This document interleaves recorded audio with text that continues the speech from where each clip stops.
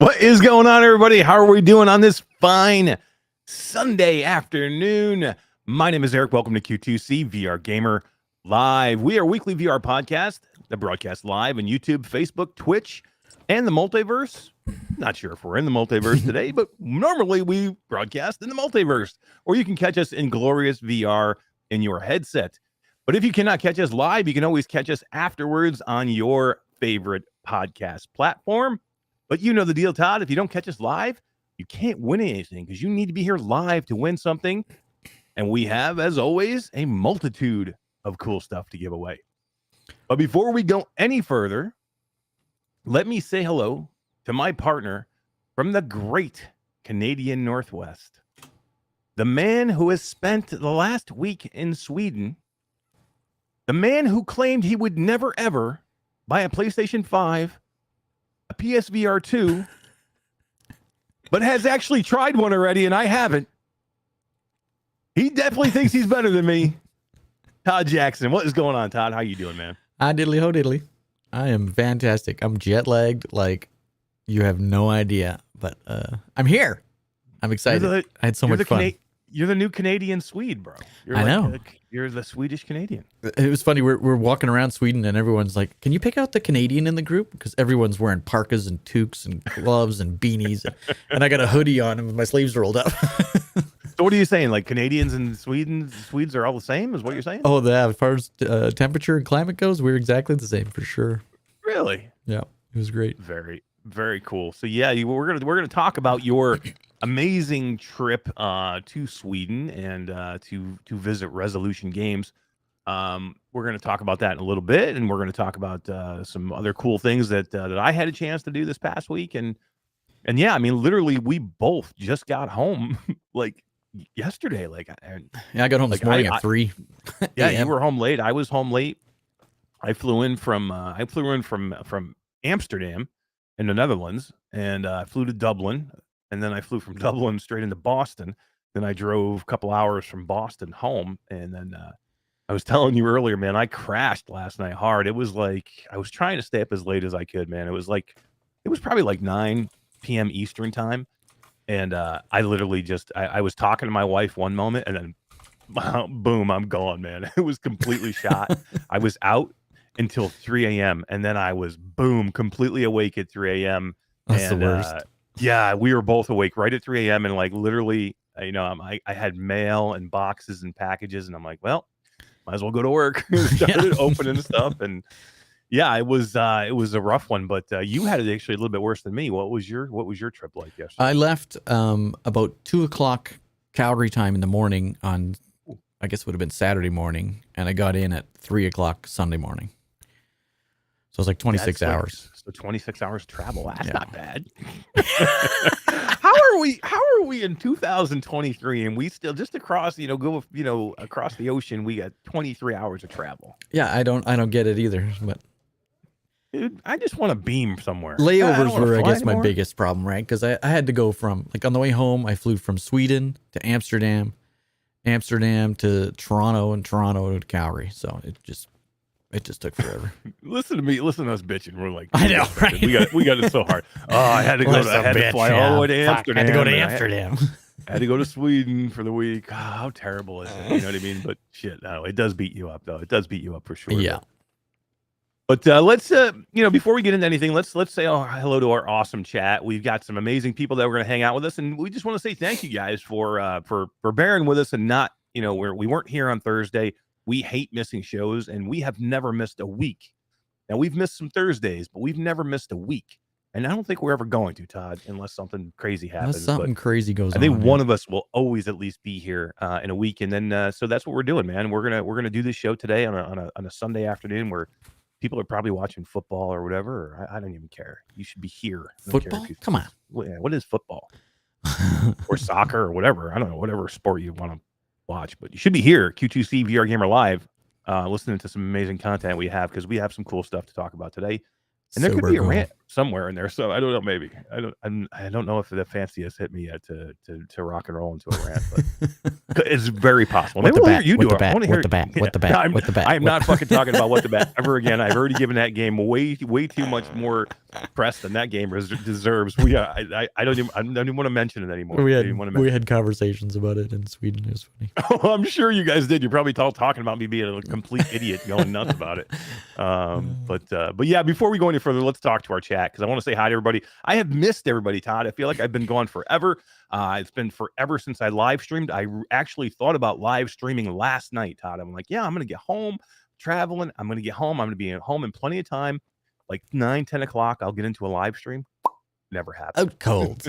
Yeah, never happened. But Ryan Brennan is here. He said 30 minutes, and he was the first one here, and now it's well past 30 minutes. Castle is here. He says, yo, Felipe Lieras is here, and he's finally changed his name, Todd. It's Felipe feels like a stranger, Lieras, and he does feel like a stranger. I haven't seen Felipe in a while. Yeah. Life gets busy. Yeah, hell yeah. When you get kids and you know what? Just ignore your kids and come hang out with us. Yeah, priorities, man. Come on, dude. Come on, man. Michelle B is here. Chris 9989. Daniel Kaz is here. Let's see. We got Ryan Brandon. We said Obscure Nerd is here. What is up, Andy? How you doing, man? Thanks for stopping by. Wolveraza is here. Techno Glitch. Orland Hooper is here. Todd. I don't have that button, but he's jacked. Orland, I'm so sorry, dude. We got to get this figured out. But Orland Hooper is jacked, yo. Alakazam is here. Let's see. We got a Rob Perry sighting. We have a Mateo 311 sighting. He says, "What is up, my dudes? What is up, Matt? How are you doing, bro? Good to see you." Fourth Wall Breaker is here. No Spam in the Kitchen. Nick Thompson is here. Mind Jive. Quadzilla. What is up? We've got what is that? Raythinks. Yeah, I don't know. Sounds cool. How is it? It is good. Ruck Up VR Gaming says hello. What is up, Ruck Up VR Gaming? Wolveraza, I already said. Bearbo Man is here. Mike Newton is here. Mike Newton's on his way soon, Todd, across the pond as well. Heading to England for Mike Newton. So he's gonna go pick up a Pico while he's there. I heard that. Yeah. I did hear that. Maybe. I don't know. Maybe. Let's see. Who else do we have here? I think I said Rob Perry. Kyle Kitchings is here. He says, Kyle listening in from Disney on Ice. That's dedication right there. Don't show your wife. She's going to kill you. He brought his wife and kids to Disney on Ice, and he's listening to Q2C VR Gamer. Hell yeah, dude. He gets the Todd. You got to let's spam Kyle Kitchings in the chat, everybody. Yeah. Kyle Kitchings. Everybody type Kyle Kitchings in chat, everybody. That's dedication right there, man. He's gonna get his ass kicked by his wife if she finds out. But hell yeah, man. Let's spam up some Kyle Kitchings in chat, everybody. Let's see. What is everybody else saying? VR Jasmine's in the house. Hey Jazz, how you doing? Nice. I was just meeting with VR Jasmine and Skiva for some Impact Reality business, and excellent. Man, VR with Jasmine's got definitely some big news too, man. She just got back from Hawaii. We thought we were going cool places. What? She was in Hawaii, dude. And a volcano erupted on one of the islands while she was there. What? A dormant volcano that hadn't erupted in 40 some years. She goes there for a week and the damn thing erupts. But yeah, she seemed like she had a great time and she needed that break. So thanks for coming by and saying great hi. Place to go. Yeah. Ruck Up VR Gaming says 32 hours west coast of Canada to South Africa. I saw that. That's crazy. Boy, it suck. Yeah, that's a long ways, bro. Wow. Kubo 92 has COVID. Oh my god, that's terrible. And he's vaccinated. I love when everybody changes their names, man. This is the best thing ever. Let's see who else we got here. V Roy Boy is here. He says, "What the bat, bro." Let's see. La Aura is here. Warmark is here. I think we got a Daniel Kaz sighting, Ryan Brannon, and many, many cool people. Jasmine says she did hot yoga every day. So hot, in fact, she set off a volcano. Yeah.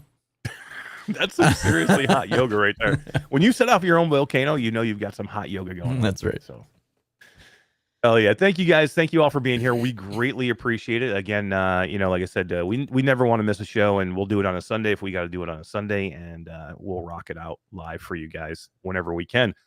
Todd, let's jump into what we're gonna tease this week. What do we got to give away today? We got some banger games for a Sunday afternoon. Holy crap! I didn't see the list until a few seconds ago, and we're gonna give away a key to Mothergunship Forge, one of your favorite titles. Yeah, and you know what? The developer, he messaged me when I was over a couple days ago. I was in Amsterdam. He's like, "Hey, I just want to let you know we just dropped a huge update, and if you want to get in and check it out and play it for everybody." And I'm like, "Hell yeah, man! That was what I was gonna try and live stream tomorrow, last night because they have a Christmas update, Todd." Oh no way! Yeah, so he's like, "Hey, I just want to throw you a key for for your community." So he threw me another key, and he's like, "If you ever want to get in there and jump in, it's a cool update." So I will get into it. Maybe I'll do some streaming while I'm away in the next couple of days because I actually am leaving on a jet plane again tonight. I'm out of here at 8 p.m. tonight. I am back on a plane and I'm out of here going to Orlando. You think you're better than me, bro? You think you're better than me? Like, Jesus I do for the Christ. next 4 days for sure because I'm going to go spend some time with my wife and daughter and Much needed little vacation. Yeah, we're going to go to Disney and then we're going to spend a few days in Disney. And I'll be back. I'll be back for the show on Thursday next week. But yeah, I might stream while I'm there because I got a new gaming laptop while I was away, Todd. So I can actually game on this laptop. It's got a 3080 Ti in it, man. So it's gonna be pretty cool. Yeah. But yeah, maybe we'll do some other Gunship Forge. But yeah, cool. We're also giving away a key to the Last Clockwinder. Another good one. Another good one. They've had a bunch of updates since my review. I was going to say, because you said another good one, but you shit all over that game. I did, but I've looked into it, and they've updated quite a bit and addressed all of the issues that I had. It was early on when I played it, and the tutorial, you could bypass the tutorial. And then if you bypass the tutorial, it doesn't teach you how to do any of the things in the game. So, and then when you go back to where the tutorial was, it was broken. It was broken. Gone. You couldn't do it. Yeah. And I didn't realize that when I was playing. I'm like, I played hours, and I couldn't figure out anything. But it's all been fixed. So we're also going to give away the key to Cave Digger 2. And honestly, they should have called this something completely different than Cave Digger 2 because it is so different than Cave Digger. Yeah, they really could have. It's like triple the game that the first game Oh was. my God. Yeah. So much better than the first one. And the first one was fun. But this one is an adventure. Not really. Yeah. This one's crazy. Not really. Yeah. It was fun for a game that came out, 5 years ago. Right. It was all right. It was wasn't barely a game, but and we're going to give away a key to disc golf, which how about some disc golf? That was awesome. pretty cool, huh? I did a bunch of disc golf reviews early on, and it's super fun. Yeah, and we are. Yeah, right. You can get up to 4 people in there, I think, and play disc golf. Pretty cool. And we're going to announce the winner for the last Espire 2 key from the comments of last week's. We're going to draw it live. I got it queued up, and we'll just We'll draw whipple it live through some comments and draw it. As Bill O'Reilly says, do it live. Fuck it, we'll do it live. Hell yeah. We got some more people that have stopped in the chat. I wanted to say hi to Rattlehead9026 is here. Who else? Mr. Lord Beavis stopped in. Skiva007 has stopped in. Says, "What up, my homies? You spent some time with Skiva. You're going to talk a little bit about here in a little bit, but yeah, I'm another reason why I'm jealous of you. You got to spend some time with Skiva. I know, it was so much fun. Heck yeah. Sin is back has stopped in. Says Mr. Worldwide. We kind of all were. We got Stephanie Masher sighting. What is up, Stephanie? Stephanie and my daughter are at they're actually at a party right now. They're at a Christmas party. My daughter is playing Elf, giving away some gifts to kids right now. Cool. So, that's awesome. Hell yeah. And then we had an Alakazam sighting too. What's up, guys? Thank you guys for being here. We appreciate it. And let's get down into it now that we've teased what we got going. Let's talk some serious shit here, Todd. Let's talk Sweden. Let's talk Resolution Games. Let's talk Amber Moak. Let's talk Civial. Let's talk Resolution. Parfait was there. The Ultimex rep that we had on our show. Clint, the Ultimex guy that we had on the show. It was so cool to see all these people in real life again. And some of them for the first time. It was so much fun. Meeting Tommy, it was just very cool. So yeah, Tommy, the CEO, Tommy Palm. Yeah. Yeah. Okay. Yeah. Super cool. Who was I going to ask who was there? Was Paul Brady there? No. I love Paul Brady. No. Such a good dude, man. That's he's out of the U.S. office. He is. I'm sad that you didn't get a chance to meet him there, but maybe you'll get a chance to meet him at some of the other shows we got coming up. So yeah. But love Paul. He's a big part of that company and just a super nice guy. And one of the reasons that our channel is is so well in with them is because of Paul and relationships that we've had. So that's pretty cool. So yeah, who were tell us about the whole thing. What was this trip that Resolution brought you out there for you, and who else did they bring out there with you besides just you? So the Resolution has their gaming showcase coming up on December 15th at 9 p.m. Pacific. We will be live streaming it. This kind of excursion that we all went on was to test everything that was happening for that, and some things that weren't for that. So here's what this is. So we'll give you guys a quick recap. Todd is actually, while he's sitting here talking about everything that he had to do in Sweden, he actually has up on one of his monitors his NDA. because there's so much I can't talk about. There's so much that he got a chance to do here that he can't even talk about. And one of them being that you tried the PlayStation VR 2, which we'll get into in a minute, but you can't even talk about it. You can say that you did it. Can't talk about much of it. Nope. So yeah, tell us a little bit about the trip, and then who were the other creators? So the creators that came were Skiva, of course, the one and only. GT was there. Mike VR Oasis was there. Myself and V Bunny Go and Hambone, her husband, were all the content creators that were there. And then they had a bunch group of people, dude. Oh yeah, and everybody got along so well. It was we hit it out of the park from the beginning, and it was just so much fun every day. And then they had media there. They had Harry Baker, the senior upload editor, was there. It's such a cool guy. We had so much fun. Did he? Didn't you like what's your problem? Oh my god, no. We had so much. It was like instant best friends with all of these people. It was so much fun. Henry Stockdale, also from Upload. He's new to Upload. Yeah, he actually starts tomorrow. Yeah. I think his first day. Oh no, his first day is Monday. Yeah, tomorrow. Nice. So he was there, and a super nice guy. Super excited to see all this new tech and stuff. Scott Hayden was there. He's Road to VR. Road to VR loves Scott Hayden. There. Yeah. Crazy cool guy too. We had deep conversations into the wee hours of the night, just sitting up in the little lounge at our hotel, having great conversations about VR and where it's going. Wow. And yeah, it was super. Sounds intimate. Yeah, it was cool. It was like me, Scott, and Skiva, and we just sat up there for nice. hours. Yeah, it was cool. Nice. Gabriel Moss was there. He's an IGN freelance writer. I do not know who that is, actually. Yeah, until then. One of the first names on the list. I've never heard of him. Yeah, didn't know who he was either. And Giorgio Palmieri was there. Don't know who that is either. Giorgio is from a company called Smart World out of Italy. And they're like a all-encompassing tech news outlet. So they talk about everything from like robot vacuums to cell phones, and VR isn't very popular in Italy. So he's trying to bring it to tech news and to bring it into the limelight, if you will.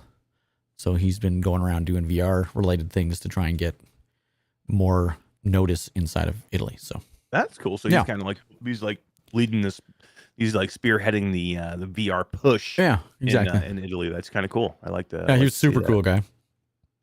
Heavy Radio accent. Run says we learned some funny Italian words, and oh my god, it was so much fun. Yeah, Radio Run says he likes Carol Brady. He's not sure about Paul Brady, but he likes Carol Brady. Yeah, is that Tom Brady's dad? No, it's not. Yeah, you're right. Oh man, that's too funny. What else people are saying here is let's see. So I saw somebody Felipe Liera said it sounds like it was an epic trip. And Z Storm stopped in. What is up, Z? How you doing, man? Z. Michelle Dillon has stopped in also as well. So where is Resolution Games in Sweden? It is right in the heart of Stockholm. Nice, Stockholm. Pretty nice. Your first time in Sweden, I assume. Yeah, first time in Europe. First time in Europe. Yeah, really? Never been across the pond, as they say. Wow. So it was very cool. It was very cool. So I'm just going to pull up a picture here and give me 2 sequends. Yeah. So I've actually never been to Sweden myself. I've been wanting to try and go, and I think I probably will I'll try and make the trip next time that they do something in their offices. And one of the reasons I didn't get a chance to go is because I was at the VR Awards, but I would have loved to go. It sounded like it would have been a great trip with a great group of people. But I'm glad that we had representation there. That was the main thing, you know. Yeah. It was completely worth the trip. Like, oh my god, so much fun. Yeah,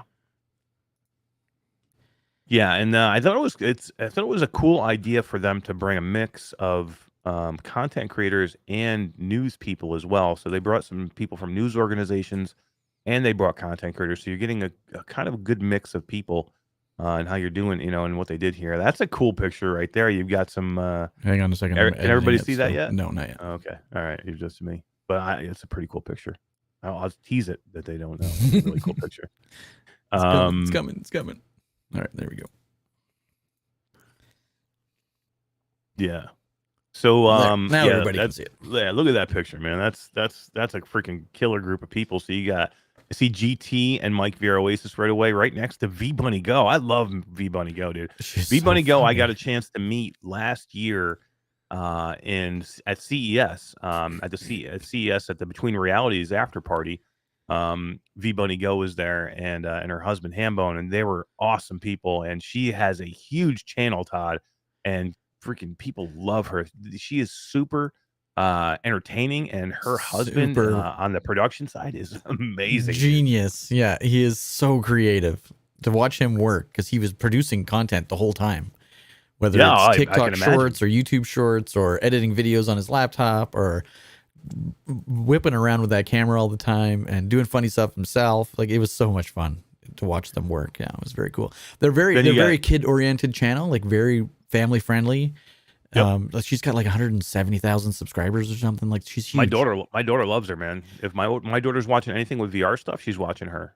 Yeah, and then, right. So then after that, we've got the goofy Todd Jackson, and then there's me there. Yeah, right, smack dab in the middle somehow. I don't know how that. And then who's to your left? So over there to my left is under the N that's Harry Baker from Upload. Yeah, that's Harry Baker. That's what I thought. Yeah, and then I have no idea who's that big tall guy. Who's the giant there? I don't know. I think he was the janitor or something. He snuck into a few pictures. Look at Skiba. He's just look at him. He's grinning from ear to ear. He looks so happy. Yeah, he looks so happy. Love it, man. Love it. And then who do you have in the front row right there? So in the red sweater in front of Skiva, that's Giorgio Palmieri from Smart World. Nice. And then beside him is Henry Stockdale. The gentleman in the front row with the toque on, that's Gabriel Moss. And then you got and behind Scott him Hayden on the end. Scott Hayden on the end, yeah. Fantastic group of people. That's pretty amazing. There was other people that were supposed to be there too, right? They just couldn't make it. Yeah, there was a bunch of other people that were invited, and for whatever reason, some people just couldn't make it work, or they were going to VR days or whatever. So we're going to talk VR days. As soon as we get done with this, we're going to talk VR days, and we're going to talk about some technology at VR days. But let's give us a little bit more very carefully, because you have to be super careful. I got it up here so I can see it. Yeah. So be very careful and tell us what you can tell us about things that you saw, things that you tried, because you did put some pictures up. On social media. I saw you wearing the HoloLens. No, that's a Magic Leap 1. Magic Leap, right? Magic Leap. Yeah, and I was playing Angry Birds, first person slingshot. That's cool on Magic Leap. It's been around for a while, so that one would definitely can tell you that I played a lot of, and it was so much fun. I would have been nice if they had a Magic Leap 2, just because of the field of view is so much bigger. The Magic Leap 1 is very narrow. Yeah. Where the 2 is like almost the whole lens. So that was kind of a drawback of the headset itself. But the game, if you guys haven't played that, it's so much fun. I could have played it for hours. I was gonna say, is that your first time playing Angry Birds? Yeah. Really? I never played Angry Birds. No. Oh my God, you're never getting invited to Resolution Games ever again. How dare you? Too, though. How dare you not play the coolest thing ever? Yeah, Amber's probably fun. like, "What do you mean you've never played it before?" Yeah, it was cool. And then GC13 is in chat. She's asking, how big is Resolution Games? Do they develop using the Unreal Engine? They do. And they are about 215 employees, somewhere around there. Wow. That's freaking big, dude. Yeah. For a VR studio, that's 200 of them, in just over 200 of them are in Stockdale. And there's about 10 of them in the U.S. Scattered around the U.S. too, not all in the same place. Like Amber's up near Seattle, right? And Paul's in Austin, Texas, and like they're everywhere. Really? Yeah. When you can be like almost worldwide like that, that's pretty amazing. And their team is huge. Because they don't just make games too; they publish games, right? Under their label. So that's pretty amazing. They're getting pretty big. Yeah, and they have like floors dedicated to, like, here's the Ultimex team is half of a floor of a building, and the Blaston team, and the Demio team, and then the mixed reality team, and Like Were there's you able to like 3 floors like, in this building. It's huge. Were you able to like video or take pictures of the studio or anything? I could take pictures of the studio, kind of where we were playing was a safe place, but all the floors where people were working, we weren't allowed to take any pictures or video footage or anything. I got just because there's monitors everywhere. Everybody's desk's got 2 or 3 monitors on it. They're massive, and you could see things that you're not allowed to see yet. yeah. So they did ask us not to record. They did. Amber had a guy following her around with camera, so hopefully she's gonna get that footage off to me soon, so we can see the things that we're allowed to show. So yeah, I mean that's there is like I said on the 15th, there's a ton of announcements coming, and everything that's in the announcement I played. So you played everything that was in the announcement. So here is what we should do, and I think we kind of talked about this already. I think we should live stream the Resolution Games announcement. And I'm kind of curious that they're doing their own showcase, and I wonder if this is something that we'll see teams, bigger teams doing from now on. Like, instead of waiting for like an upload showcase or waiting for like an Oculus or a Meta gaming showcase, maybe if they're big enough and they have enough news, they do their own showcase. That's exactly why they're doing it. Yeah, could we see Fast Travel come out with their own showcase at some point? Fast Travel's in Stockholm, hey? Yeah. Oh yeah, they're together. Yeah, they're in Stockholm as well. And Stockholm, what an amazing city for head offices. I have this picture up of Skiva, and it looks like he's staring at me. I got to close it. he's looking into your eyes. Yeah, exactly. In Stockholm is King head office is in Stockholm. King does Candy Crush. Oh yeah. And their office is super cool. Spotify's head office is there. Oh shit. Which was neat to see. Of course, IKEA is there, and Fast Travel, Resolution, and some other game developers too. I can't think of off the top of my head, but yeah, it's crazy how many people are there. It's like a big hub. Yeah, it's like a mecca for. Yeah, it's not a very big city, but it's like a major mecca of IT and tech, and yeah, it's very cool. Super cool. Did you guys get a chance to do anything unrelated to the VR? Did you guys get out and do some stuff? So we went to a couple restaurants one night. They took us to a place called Aria, or I don't know. It's wrong. I don't speak Spanish, bro, or Swedish. Areola? Yeah, maybe that's what it was. I want to go to that restaurant. I never get invited to these restaurants. I got to tell you a funny story after this. So we go to this restaurant, and it's a Viking restaurant. So it's down in a hole, like under the road. You go down these huge staircase underneath all the buildings and stuff into this dungeon. Like literally looks like a dungeon with flames and swords on the wall.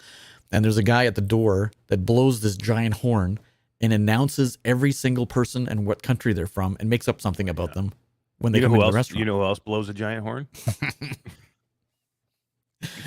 Yeah, she does. Arfur, I think is what Skiva says it was called. Arfur. That's what it was. Ifur. Yeah, that's what it was.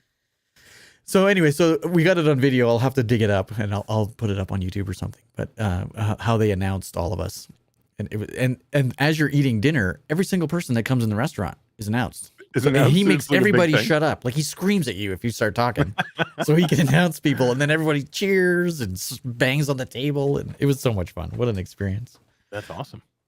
And then on the last day, we did a boat tour of the surrounding area. Like Stockholm is kind of on a whole bunch of different islands, connected by either paths or walking bridges or road bridges. And then we took a boat tour for like 3 hours or something. It was crazy. All over the place. It was super cool. It looked like it was freaking cold though, dude. What's the weather like in Sweden? I was like +1, 2 degrees. It wasn't that cold. I don't. Nobody does Fahrenheit. No, we do Fahrenheit, bro. Don't give me Celsius. I can't. I can't do that kind of math. That's just you. I can't do that kind of math. I'm gonna say 65, something like that. Oh, that's warm. It looked like it was freezing cold. That's because Skiva dresses like an Eskimo because he does too. He was used to like 110 degrees.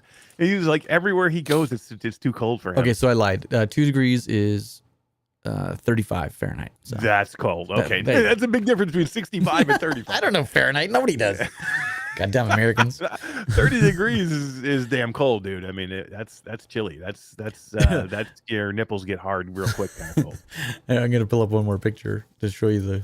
We're standing there. We're taking a picture, and one of the developers from Resolution is like, Can you tell which one of us is the Canadian? Everybody's got parkas, and I'm just standing there with my hoodie on, and my sleeves. So rolled up. I'm gonna start probing you. You know who else likes to probe you? But I'm gonna start probing. I'm gonna start probing you and asking you questions that I don't know if you can answer or not. Okay, but I'm gonna ask them, and if you can answer them, if you can answer them, and if you can't, just say I can't answer them. Okay. Did you or did you not try the PlayStation VR 2? I did. Is it fucking amazing? Did. Is it? And I do think I'm better than you because I had it on my head before you did. You did too. I'm so pissed off. As soon as, because like I got the news that what was going to be there because they let me know too, and other people let me know, and now I'm like, man, why didn't? But I had some cool shit I had to do anyway. But seriously, I'm like super. You were jelly. Yeah. So all right, so you did try the PlayStation VR 2. Yes. Okay. Tell me everything about it that you can tell me. Ooh, let me look at my thing here.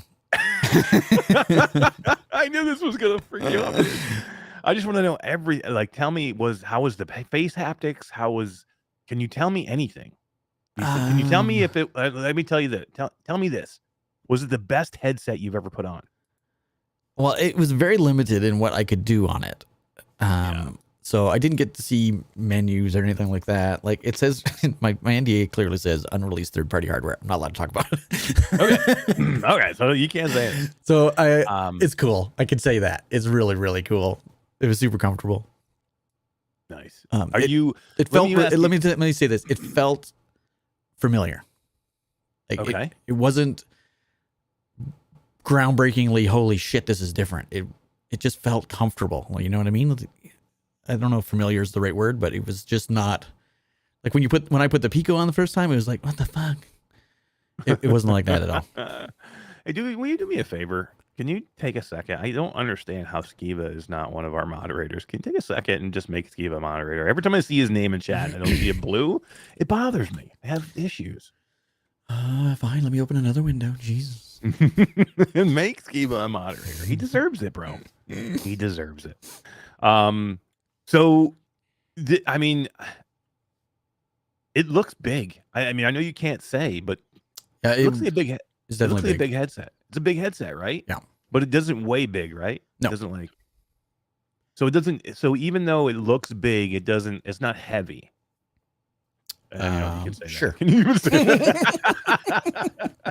Oh, Todd got a chance to try this amazing headset. Can't say anything about it. What a great show. All right, good night, everybody. Yeah. You can't say shit. Well, tell you what. I tried some cool hardware, and I could say anything I want about it. So I think we need to move on to what I can really talk about. Oh, my God. No, seriously, though, is there anything else you really want to talk about your trip to Sweden or anything you want to say? Anybody you want to thank or... oh, yeah. Amber was absolutely amazing. Jamie, she was absolutely amazing. So let's say who these people are, because a lot of people don't know. Amber Moak is the... she's influencer relations. She's an influencer relations and marketing for Resolution Games. And then who is this other person? Jamie's a PR rep, so she deals with media. Mm-hmm. And love Jamie. And NDAs and super cool. She was so much fun too. Yeah. First time I had met her because I'm obviously not media, so we deal with Amber on a regular basis. We are media, and yes, we do. Yeah. We are media. Who else? We're in the middle, bro. We skirt the middle of content creator and media. Yeah, that's true. We are kind of on both platforms. We play both. Absolutely. Because you want to know why? Because I want to criticize as much of the media as I can. Because fucking IGN put an article out. Oh, jeez. Was it IGN? Or was it? It was IGN. Right? It was IGN. Oh my god, dude. Oh, we're gonna get into this freaking firestorm. Yeah, we're gonna get into this in a minute. But yeah, I do consider us media because we do report the news, or we at least regurgitate the news that's already out there. I do consider us media. So yes. I just meant we don't deal with her on a regular basis. Well, we're gonna start from now on. I'm gonna call her right now. Well, there you go. Perfect. Knock yourself up. Who else do you want to thank? Just everybody else that was involved. There's so many people, and just to see all the familiar people that we've had on the show, or so many people want to be on the show. So we're gonna have some of those names that you heard me drop in earlier, Harry and Henry and Scott, and we're gonna work diligently to make sure we can get them on the show and hear their stories, because they have good stories to tell that I think everyone's going to want to hear. So nice. That's cool. That's cool. I know you did get a chance to talk to a lot of these people, and it looks like we're definitely going to get into some of this stuff with people. So I'm interested to hear exactly what they have to say, and that should be really interesting. Some of the people that we haven't had a chance to have on here before, I think it'll be fun to do that. For sure. Yeah. Cool. That's the plan. All right. So that was your trip to Sweden. Let's give away a game, and then let's get into some VR days and some immersive tech week and VR awards too. I don't know how we're going to give away games. Actually, we'll have to let's just pop them in chat. Oh, sure. Let's do that. That's the best way. I got enough windows up. So yeah, D is not here today, guys. D is like Christmas shopping, or I don't know, something, whatever. No, whatever. She's taking care of business, whatever she's got to take care of. So she is not here with us today. But hey, we move on. We'll move on, and we'll just pop some keys in chat and get your fingers ready and get if you want to win some keys. And hang on, I'm still trying to add Skiva as a freaking moderator. This is not an easy job. That's right. You do that. We can move. We'll move on. I will move on to a little bit of immersive tech week, and then while you're doing that, actually, let's just say this. We are going to do the resolution showcase live. So the resolution showcase is going to be on December 15th. It'll be me and Todd. It's a Thursday, I'm pretty sure, right? Todd is the 15th. I think so, yeah. And I think it's 9 a.m. Pacific time. Yeah. Which will be 1 p.m. Eastern time. And I don't know how long this is going to last, but half an hour, probably. Yeah, probably. We'll be here for the whole thing. And then what'll be nice about this is we can comment as it goes and kind of talk and see how it goes. And we'll be talking during it and listening to what's going on and seeing these things. And then also we will at that point, when everything's done, that kind of releases Todd from the NDA he has signed, and a lot of the stuff, maybe not all of the stuff that he had a chance to do, but a lot of the stuff that he had a chance to see. Yeah, everything in the showcase. There's like unreleased prototypes and games that we tested and played that will never even come to light. Mm-hmm. A couple of them will never see the store or other people's eyes. So I can never talk about those, but everything in the showcase, and there's tons of things in the showcase, like tons. Like I think 15 items that they're going to talk about. Wow, 15 items, something like that. 15th. Yeah. Ooh, or maybe nice. It's going to be cool. So I'll be able to talk about all of it. So yeah, we'll definitely do that. We'll do it live, and it'll be cool. It'll be fun, and we'll do that. Let me just read some of these things off, and we had send us back is over in Twitch. Thank you for being over there. I just want to say thanks for being there. Chatty says congrats on the promotion, Skiva, as to moderator. Congratulations, way to go, Todd. Still no blue wrench for Skiva. It's there now. Yeah, give me a break. Daniel Cass says the only thing Todd can say about PSVR 2 is that Pico 4 is uncomfortable.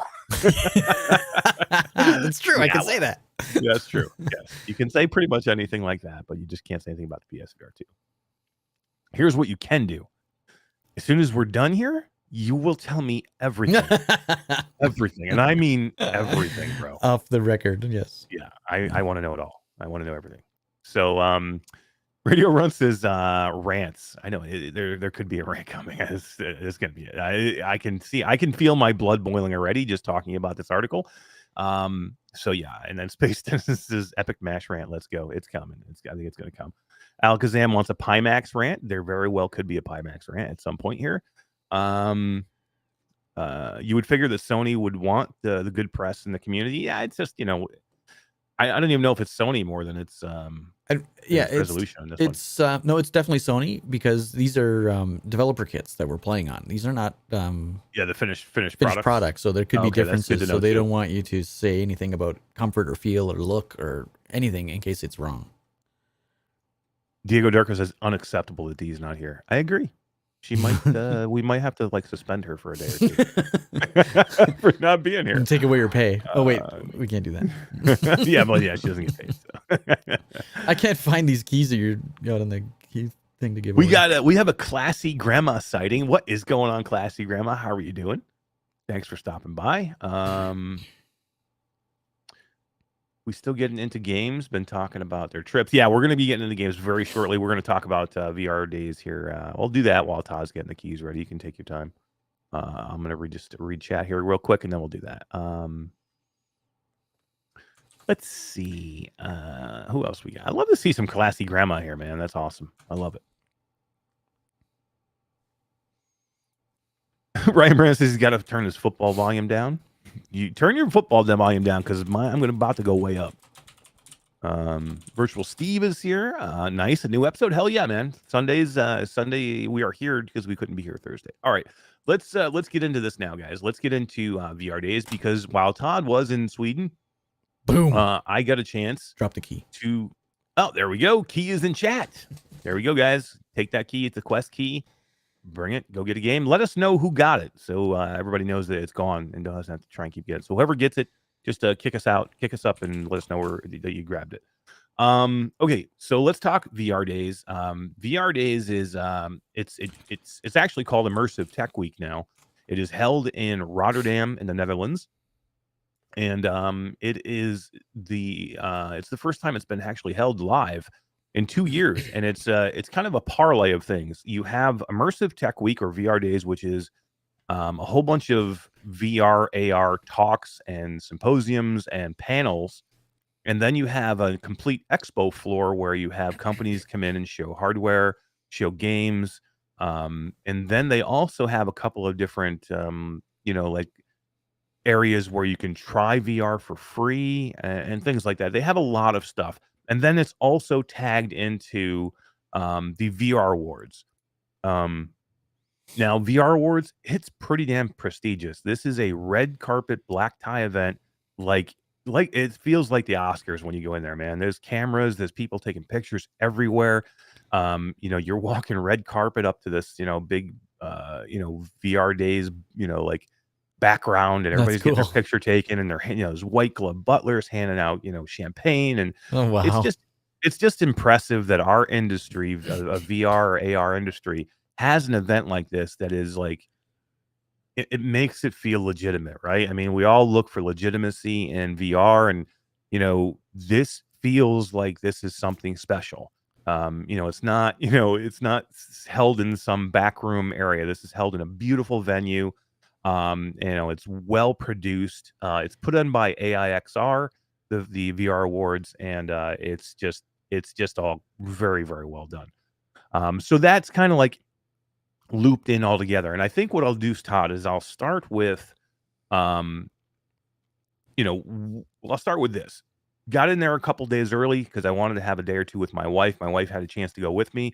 I'm there on a couple of different reasons. I'm there for Q2C VR Gamer to report on whatever I see there. I'm also there for Andromeda Games, or Andromeda Entertainment, because I am the title advisor for Andromeda.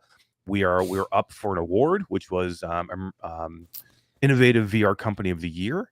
Our friends Between Realities, Alex and Skiba, were also nominated for Content Creator of the Year, Creators of the Year. Yep. So they were up there where they were there as well, and I was going to accept for Skiba if they won. Like I was going to, because Alex was actually there. He had just flown in like that day, and he was there, and he actually got a chance to go up on stage and accept for Immerse, because they actually won for Innovative VR Company that were of the year. So they asked him, I think it was just that day they'd asked him to go up and accept. So he actually did get a chance to go on stage. But I actually know the backstory to that. They were actually talking with Skiva. Skiva sent Alex a text message and said, "Get your ass on stage," because they're not there to accept. Oh, no way. So it was like literally that minute. Yep. Oh, shit. But Alex walks up on stage like king shit, like he knows what the hell is going on. He's like, get out of the way. We were all watching it at the restaurant on my phone. He tells the MC, who's like a comedian, like, back off, dude. You're stealing the show here. Back off. It's my show. Alex doesn't take no shit, man. He comes up there like he knows what's going on. And it was the funniest thing in the world. I'm in front row, dude. I'm front row because I'm number one. The CEO of Andromeda did the opening act. He does acro yoga.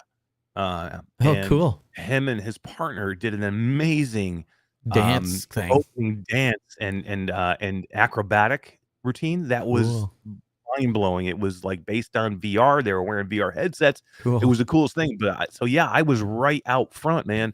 So I was there, and then for all that, and I'm up front. And Alex jumps up there like he knows. You know what I mean? He's just so Alex. You know what I mean? It's so good. It was one of the coolest things that it was funny because he's up there. He's dropping your name and he's dropping Between Realities names, and we were just cracking up. I was screaming when he was plugging everybody. Like, doing that. And he got to go up twice too, because they actually won twice, so he got a chance to go up again, which was really cool. But it was great to see, people from our world be up on stage. We're all sitting around dinner, and I'm like, "Oh my god, Alex is back on stage!" And everyone's like, "What?" They all gathered around me so we could watch it on my phone. It was so funny. That was so good. He got up there again, which was amazing. Yeah, so it was so good. It was a very cool event to be a part of, the VR Awards. Yeah, and it was a big deal for Andromeda, because we had a nice video there that showed all of the titles that I've helped bring in for the past 6 months. And there's some big ones. We brought some big titles in since I started. And I was been a part of that, and I was really proud. And to see because it's like the Oscars, when they show like a clip of every big whoever's getting the big award. So the VR Game of the Year award, they showed a clip of the games that were up for VR Game Award leading up to the big the announcement of who it was. Same thing for Innovative VR Company of the Year. They did a clip of each one, so you can get an idea of who they were before they actually said who it was. So it was cool to see the clip for Andromeda and all the games that we've helped bring in, over the past 6 to 8 months. So it was very cool. It was just a cool event. And man, I wish Between Realities won, because I was so getting up there. I was hoping the two things, either Between Realities won, or I was hoping that that Gamertag won. I was going to say, Gamertag won, you would have to jump up there too. I was going. He didn't even ask me. I was going. I just told him I was going. He did they made him do an acceptance video just in case he won. Oh, did he? I just would have like a video canned for. I just would have jumped up and went up and got it. Yeah, for sure. That would have been hilarious. Yeah. It was nice though. The Kaz and Cherry, were there, and they did jump up for somebody. Moss. I don't remember who it was. Moss. Yeah. So Polyarc won for Game of the Year for Moss Book 2. Yeah. And then who did win Content Creator of the Year? It was Habby 147. Habby 147, right? One Content Creator. Interesting choice. That's all. It was an interesting choice. Yeah. Interesting choice. With all the people that could have. Between Realities, Cass and Sherry, Gamertag, Habby, Karen Chang, Kent Bai. Kent Bai is amazing. Nace, Fiat, Thrill Seeker. Like the list was full of huge people, right? So yeah. Yeah, I mean, Habby has blown up probably more than anybody this past year, so I get it. But his acceptance speech was terrible. Yeah, okay, we couldn't hear it, but we could see. Well, number one, Habby, he doesn't show his face, which is fine. I get it. Not everybody wants to show their face, okay? But he goes on and he puts himself. He's in a VR headset and he's recording himself. Okay. Dude, you're a content creator. You know that if you do this while you're in a VR headset, you can't talk like you normally talk. You need to do slow head movements. You need to go slowly. Everybody is watching this going, holy crap. I mean, his camera is all over the place. And it's huge, right? It's on a giant projector screen in the so it looks so theater. Bad. I'm like, this is not the way you want to, this is not the way a content creator of the year should be showing off his acceptance speech. This is the worst thing I've ever seen, dude. It was weird. But yeah, he is completely blown up in this past year, and I get why they would give it to him. But I would have been cool to see some of the others get up there and get a chance to win it. But next year, maybe we'll see some different people up there. Q2C VR Gamer. Q2C VR Gamer. I'm nominating us right now, dude. I'm nominating us. I don't even know how I do it, but I'm going to nominate ourselves. Right, what the hell? But let's get into the tech, man, because there was some pretty cool tech here at the show, and one of them that popped up that I had on my radar a little bit, but I didn't have a ton of info on it, was this DPVR. Now, DPVR is a company that's been around for a while, making a couple of different types of headsets. They've made a couple of different types of PC VR headset. They made a headset that was like more like for watching content, like movies and things like that. And they've had other, headsets in the past, but they've made some big arcade headsets too in the past. Yes, that is very true. Yeah. This is the first time they have done Consumer level. PC VR, consumer level, higher end headset, and it's affordable. Here's the biggest thing on it: it is affordable. It's $550. Now, here's a couple of things. When you do this thing, now I assume they're from China. Yeah. From what okay, I know, so- Skeev has heard more about them. If he's still in chat, maybe you can tell. But I'm pretty sure it's China. So I get it's not easy to get out of China, right? It's not easy to get out of China and go to VR Days to show your headset. So I go to VR Days and I'm checking him out. I go to the booth like 3 times because I keep going back. There's probably a 20-year-old kid every time running this booth, same kid. I ask him, I'm like, you work for DPVR? Because it's, a 20-year-old kid I think he was from the Netherlands. Okay. So I'm talking to him, I'm like, you work for DPVR? And he says, well, no, I don't work for them. I'm trying to be an intern for them, and I had an application in as an intern, and they hired me this week to come and help show the headset. So has he even seen the headset? No, he knew nothing about the headset. Talk about it if you've never seen it, dude. I had to help him. We helped each other through it. Because I'm asking him questions that most people probably aren't asking. I'm asking every question I want to know about this damn headset. And he's like, that's a good question. I don't know that. And he's like, that's a good question.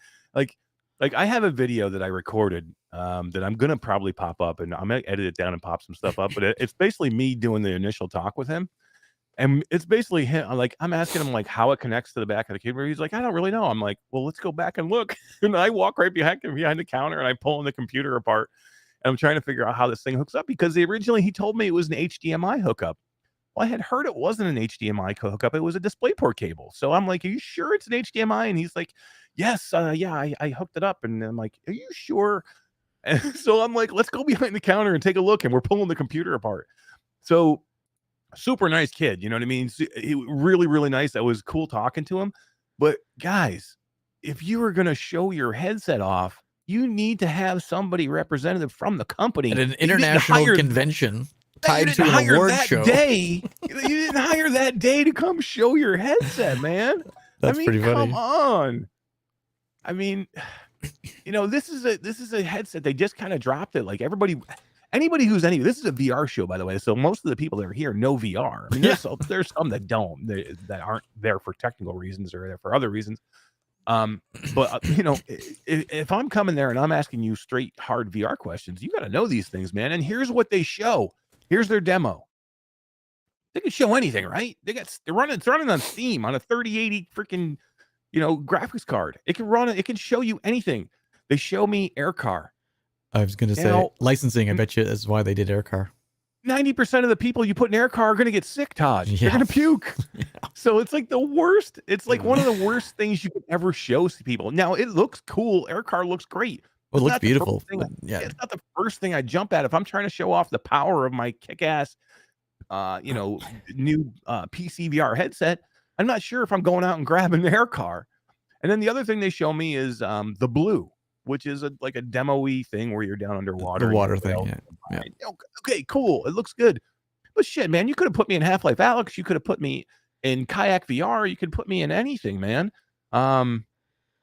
It was just a weird, and I'm sure it was probably this. I don't know if they gave him and told him to do those things, or if he that's all he knew. At one point, I'm like, hey, can I pull up anything else besides Air Car? And he's like, I don't know. He's like, I haven't tried. I go, shit, man. You're on Steam, right? So I click the button and get into the Steam menu. I'm looking through all this again, trying to figure out what they have downloaded so I can try something else. And of course, they only had 4 freaking things.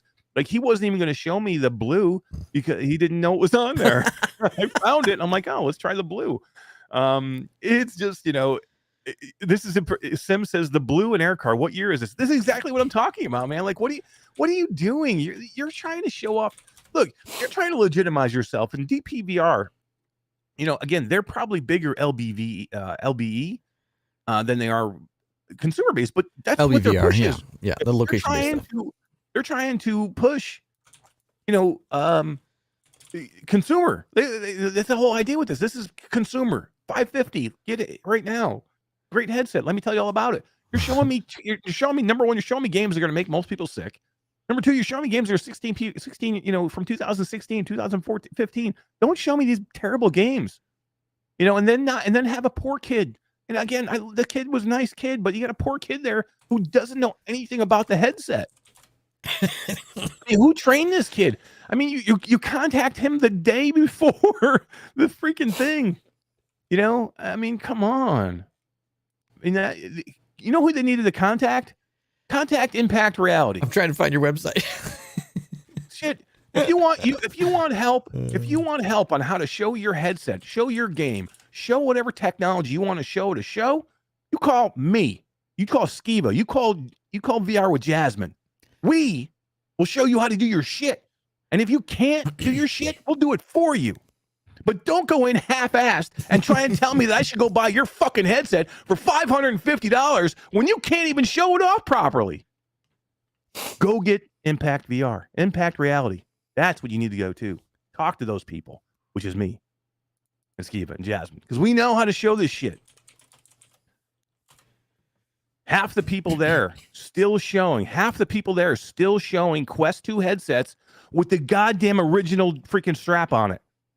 Why do you people continue to show the Quest 2 headset with the original strap? These are people that are developers of games and developers of applications that are in these headsets all day long. You tell me that that's the experience you want to show somebody that's new to VR. We cannot continue to give people bad experiences in VR at these expos and then continue to ask for people to make VR acceptable in the normal situation. We have to put them in good situations so they come out of it and go, that was amazing. Not come out of it and go, wow, that was one of the most uncomfortable experiences I've ever had in my life. Why would I ever want to do this again? And I'm telling you, I see it all the time. Now, there were a lot of Picos here. And there's not much you can do with the Pico interface right now because there's not much you can change it. But there's another one. You want to demo? You want to do a half-hour demo on that Pico 4? With that shitty ass facial interface? There's a couple choices now for Pico for facial interface. Thank you. Thankfully, I'm haven't seen it yet. I'm trying to get some so I can maybe not shit on them so much when I take my videos. Well, it just drives me nuts. You know what I mean? And there was a lot of cool stuff shown here, but don't show bad stuff. Don't show your good products in a terrible way. You know what I mean? That just makes VR look bad. You know what I mean? Well, do it the right way. I would say in a convention setting, it makes VR look bad. In a setting like this particular place, it makes you look bad. You the headset manufacturer, you the game developer. If you don't put care into what you're showing other people who are in the industry. There's one thing showing strangers and people who are like, what the fuck's VR? But to show people at something like Immersive Tech Week where everybody is into VR and to show a shitty product is just a bad move. Bad move. Yeah. Yeah. Well, yeah. And then just, again, hire, train the kid, a great kid, super nice kid. I had 3 great conversations with him, but train the kid for the week before at least. You know what I mean? Like, I don't know how long they were like planning on doing this, but man, I mean, the kid had no training at all. You threw him to the wolves, man. Yeah, and maybe there was somebody who was coming, couldn't come, and it was a last minute thing. I don't know the story. Maybe. I don't know, but it's more about the jock strap on a Quest or on their little thing. Even if it's the day before, put him through a crash course on what's going on with the headset. You know what I mean? Definitely. He should have had notes there or something. It's just a terrible way to show it, and that's why Impact Reality is born. That's why Impact Reality is born. It's born because we go to these shows all the time and we look at how people are displaying VR for people, whether it be applications, whether it be headsets, whether it be games. You cannot put people in bad experiences over and over and over again and have them come away going, oh, wow, that was great, when it's just terrible. It's uncomfortable. It's just, or you don't know enough about it. And that's the thing, too. Most of these booths, unless you're actually talking to the one developer who knows the hell he's talking about, they're hiring some other person that probably doesn't know VR. They just come in and run the booth. Weird too. I mean, there's a lot of hours spent at these booths. You need people to help you get coverage. So you need people. But you got to train those fucking people, man. You can't throw them in there without knowing anything about VR and have them try and sell your freaking, your headset or your game, and they don't even know how to get you in the headset right. Man, I sound like a commercial for Impact Reality, but goddamn, we're good. God damn, we're good. I dropped your website. I finally found it. Everybody go to Impact Reality XR and say hi. But yeah, let's talk about the headset itself. Again, extremely limited. I want to go do some stuff in this thing, man. Now we do have one coming. You know what I mean? Because I did reach out to DPVR and I'm like, hey guys, why the fuck don't we have one? Yeah, send me a headset. And here was the deal that they had reached out to me and said, look, we want to send you a headset. We don't want to send you the not finished model. So everybody else has gotten the model that's just about it's the next step before the consumer model. We're going to be getting the consumer model. We'll get one. It'll be probably, I think, right about Christmas time. We'll have the consumer model, and I'll go through that, and we'll run it through step by step. What I saw so far, comfort, pretty damn comfortable, Todd. This is a light headset. This is, I want to say without the head strap, I think they touted it as 287 grams. One of the lightest headsets you find. I think with the head strap, 400 grams. So it's lighter than the Rift S for a PC VR headset. It is DisplayPort cable, whether they think it, whether the kid thinks it is or not. It is a DisplayPort cable. I don't know. The lenses are really big, Todd. I was surprised about the field of view. Like bigger than Pico? Because it's still using Fresnel lenses. So it is using Fresnel lenses. Yeah. Yep, absolutely. And it's using single panel, which I was supremely surprised about. Now, again, this is an inexpensive headset. They're trying to keep the cost low on this. But look, I like the new pancake lenses. I'm not like way down on Fresnel lenses like everybody else is. Like I'm ready. Good. Yeah, like I'm ready to move on from Fresnel, but I'm like okay that they put Fresnel lenses in there. Now I'm a little more upset that they made it a single panel like the Quest 2. Why are you back to single panel? Mm-hmm. Because you can't change the IPD in this headset. It's a single panel instead of two separate panels. Like the Quest 2 is a single panel, and you can't move it. You can't even physically move it. You can't even physically move it at all. So like the Quest, you can actually adjust and move the panel. So what's the IPD set to? I have no idea, and you can't change it. And I tried to get as much information out of the kid as I could. Well, that's stupid. To find out if it's software related. Like, is there any way you can change? Because like some of them you can't manually change, but they do allow you to software change it. You know what I mean? In the software, it'll adjust for your IPD. Artful says the IPD is adjusted digitally like the Rift. If that's the case, I'd like to see it. Because again, this kid had no information about the IPD. Brad said he got one, but because it doesn't work with AMD drivers, he couldn't install it on his computer to make it work. Oh, no way! I did see Brad's video very quickly. Brad, I was overseas, so I did catch some of your video. I loved that he was opening with these big white clubs. It was like hysterical. But yeah, I did catch a little bit of that, but I didn't know he couldn't hook it up. That sucks. That's like terrible. So yeah, I mean, I know that some other people killed this headset. I don't know who though. Somebody else looked at this headset and like really gave it a bad review. I know Mateo's looked at it, but I haven't watched his video yet. Yeah. I need to see more. I am not ready to say this is a bad headset by any means. I was very impressed with the clarity of the visuals of the headset. I was impressed with the field of the view of the headset. The lenses are big. They're like Pico claiming, big? Yes. Yeah. I wanted to say I have a picture somewhere of the lenses if you can find it. Of like me, I took a picture of the lenses themselves and kind of like did a close up on them. They're pretty large. They're larger than I thought they would be. The headset's comfortable. I like the strap. It's like a halo design. Was pretty damn comfortable. It was really light. It's got a cool RGB light thing across the front. Gives you like a remember the Cylons from oh yeah, right. From and can you change color and shit of that? Yeah, I think so. Bradley says I was told mechanical IPD before it was then it's digital. Yeah, I couldn't even get a straight answer of what it was, Brad. I knew it wasn't mechanical because I tried to move them and it wouldn't move, and I thought it was going to break the lenses.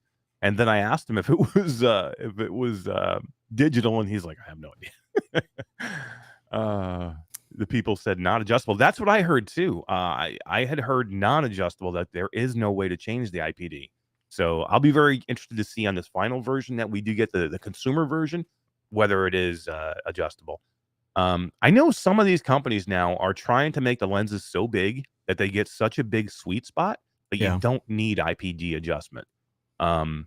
Now I don't know how well that really works, or if it's even possible, but I know that is kind of a thing now. So we'll see. I can tell you this: I didn't have a problem with IPD. My IPD is like a 67, or like just a little over 67, or maybe it's a little under 67. So I am not the norm. I'm actually bigger than the norm. I think the norm is 64, if I'm correct on that. So, and I didn't have any issues with blurriness or anything like that, or where I thought I needed to adjust it. So it did. All I seem have pretty is damn clear. Portal and Crystal pictures. I don't have any pictures of that one that you sent me. Yeah, that's who it was. It was Voodoo DE I saw who did the video. And I didn't see the video, but I heard that he destroyed the headset, which I need to see more. I'm not ready to destroy this headset yet. Yeah, I don't. Who knows, man? Who knows about the IPD? It's definitely weird. Wolverine says if Brad cannot get it to work, I as sure as fuck can't get it to work. I know, man. I know. It's weird that it doesn't work with AMD driver or AMD as well.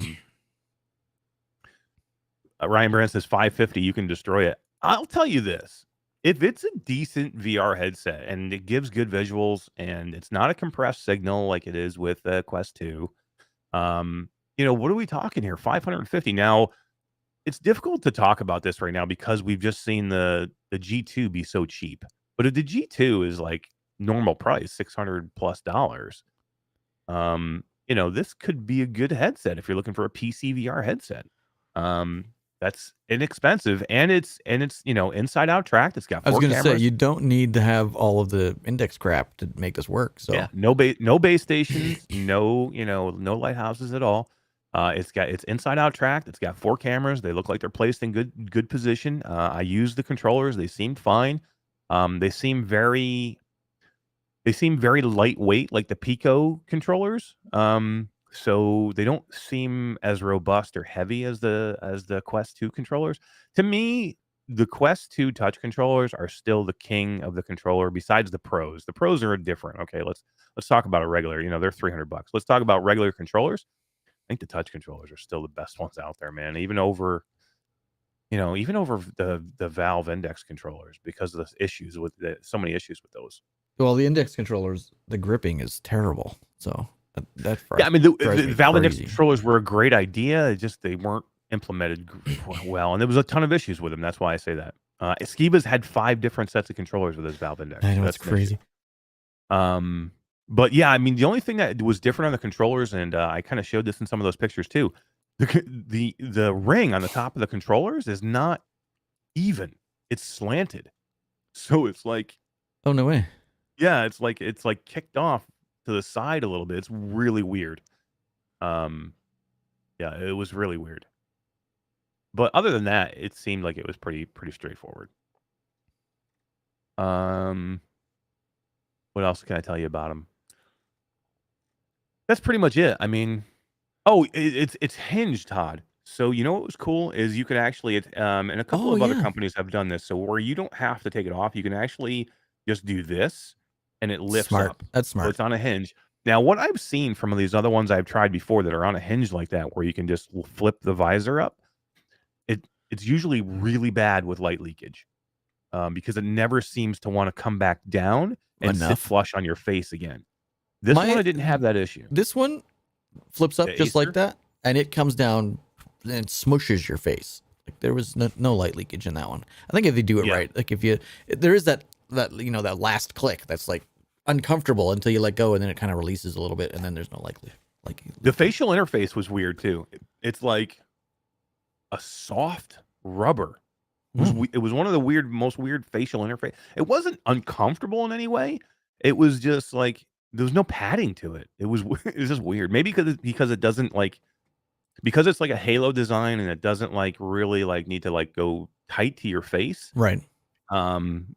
Because maybe that's why it didn't bother me. But was this a development kit that you were using, or was this the retail consumer version? So I don't think they have a finished retail product yet. I think this is what they, because it doesn't ship till the end of January or something, right? Yeah, they have like I think Brad probably knows they give codes to, they give like a word to like each level of Alphaness headset, like when it's done. Yeah. And this is like their pre-release headset. You know, it's not quite the exact one, but it's pretty damn close. I got you. So I think this is very, very close as to what the retail version will be. And we'll get a look at that. We'll get a look at that retail version and see exactly what it is. But yeah, I think it's pretty close. So yeah, that's the DPVR headset. Cool. It's exciting. More competition is always better. You know, we bitched for years about how the Quest 2 was the only headset on the market. And now that there's other headsets on the market, we can't be bitching. True. Whether they're good or bad is all we can say. So agreed. Let's talk. Let's while you try and pop another key in chat. Boom. Let's talk. Oh, there you go. Let's talk. Let's talk Pimax. Pimax. Bum, bum, bum. So Pimax is here, and so they have begun their road show showcases of the Pimax Crystal and the Pimax Portal.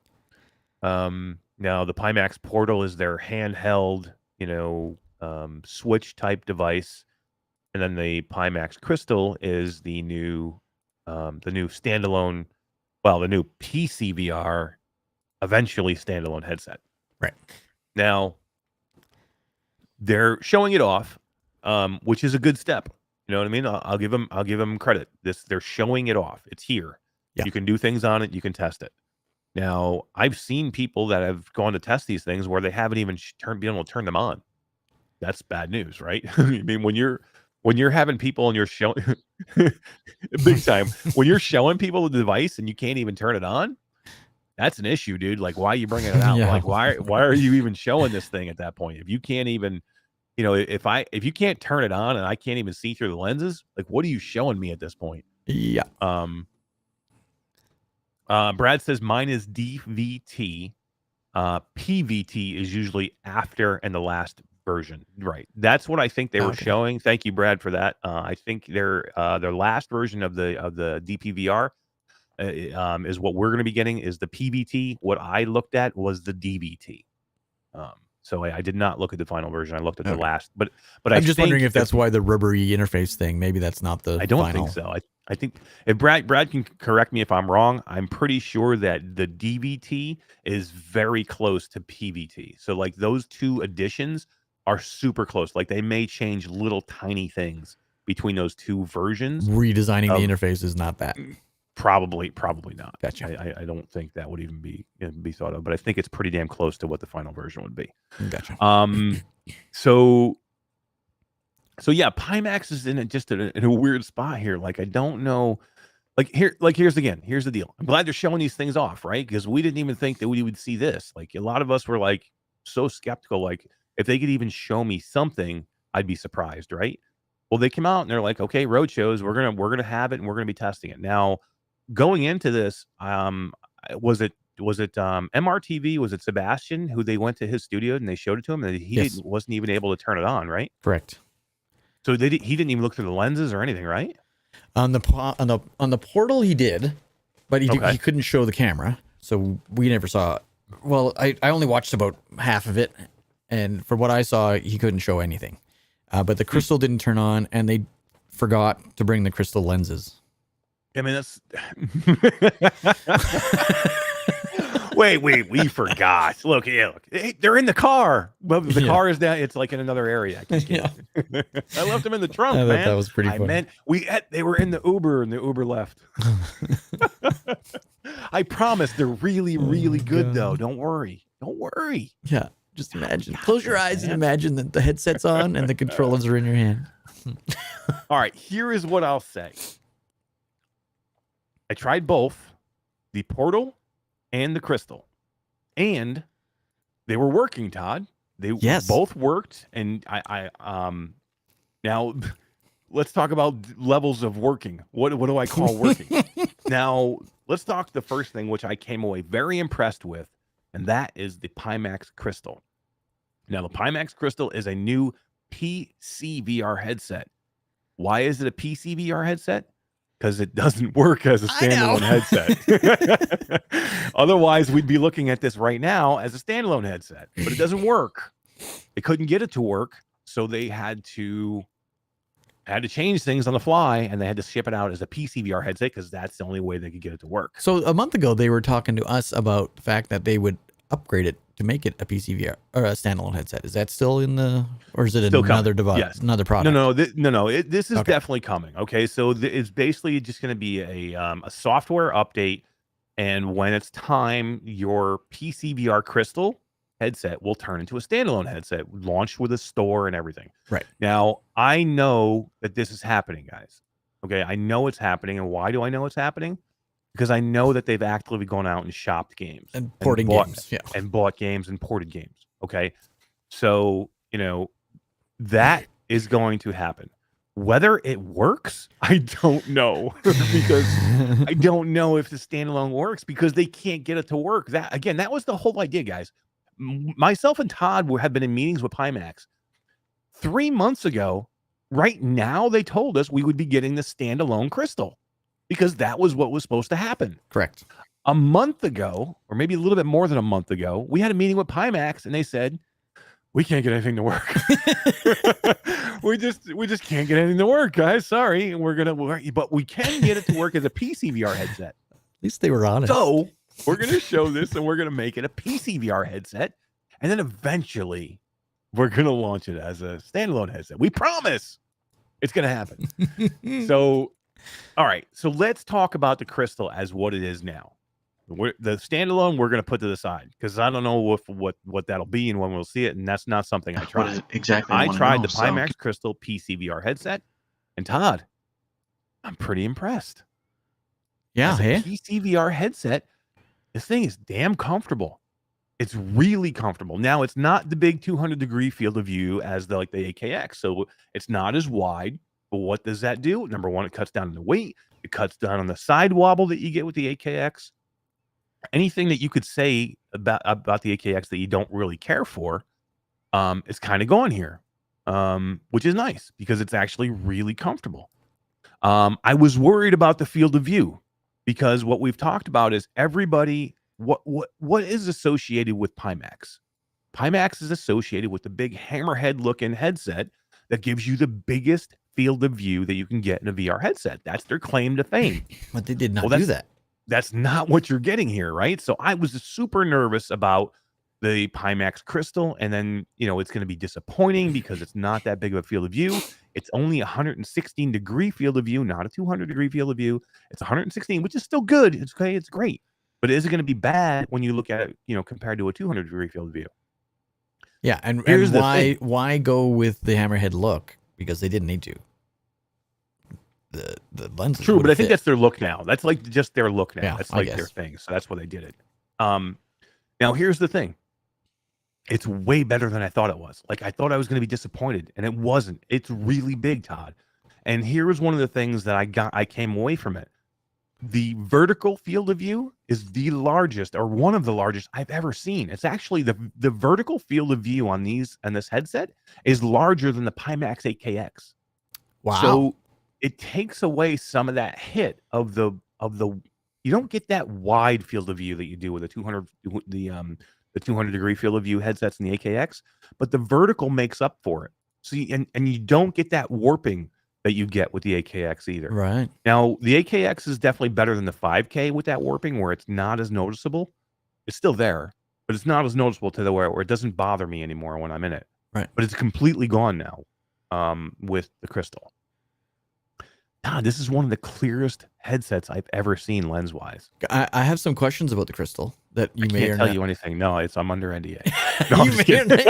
Well, and tell me if How's I it should feel? tell How's me it if feel I now? should even ask these questions. So No, I can tell you everything that I know. Right. And what I experienced. no, but I'm looking at the red checkmark spreadsheet that we were given a while ago. Oh, the red Can I ask the red check If some of the mark red sheet. things are not are working now. Like okay. the power supply. Does that work? Well, so I don't know. Well, because here was the red check mark for the power supply. I think was for the standalone, right? Because this nope, is it's under the this is not- PCVR mode section. okay. So I don't know. And Because this was CVR connecting, they had issues with that, but that's fixed because you played games. Yeah, I played games. So that's I working. played. That's good. I played a game. I played Assetto Corsa, and the that's a good PCVR game. headset, with no controllers. I played with a gamepad because they Oh. do not have the controllers working. Oh, that was okay. That was next question. And they were very open with me that the controllers aren't working, and there's a software issue with the controllers that they hope to have fixed very soon.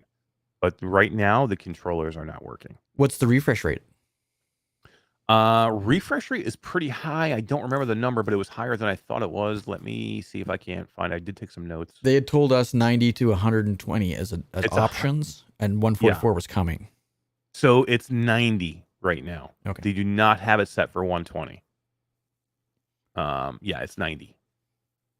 I'm gonna skip over a lot. Hey, of these, by the way, the DPVR headset is set. That headset is claiming to be 120 hertz. Oh, that's good. But, Quest can do it, then they can do it on Fresnel lenses. Yeah. What about the 42 PPD lenses? Like, so they had no other lenses. The switching thing doesn't work yet.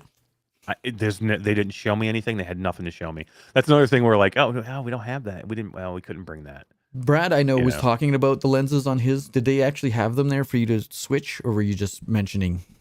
They didn't even have them the pubic hair that you found inside your lenses. No, they didn't even have them there. They didn't even have them to show. Okay. That was a bummer. That was one because I had questions because I was like going that day to test everything out, and I was putting stuff up in Twitter and stuff, and I had people messaging me, like Tasselhoff was messaging me because he kickstarted this thing, and he's like, I want to maybe kickstart. I maybe want to up my kickstart and go for the higher, because it was 140.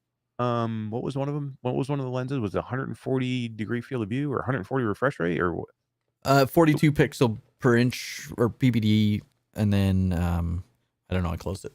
I can't remember. So they had one, I think, that was supposed to be 140 degree field of view with lenses, if I'm correct on that. And so Joshua told me, we all know Joshua, right? From the it's the 140 degree 20 ppd. So here's the issue with the 140 degree field of view lenses.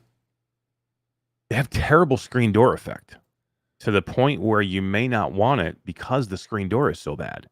And they were very open that the screen door was bad. Like he was like, we have this, but the screen door is bad.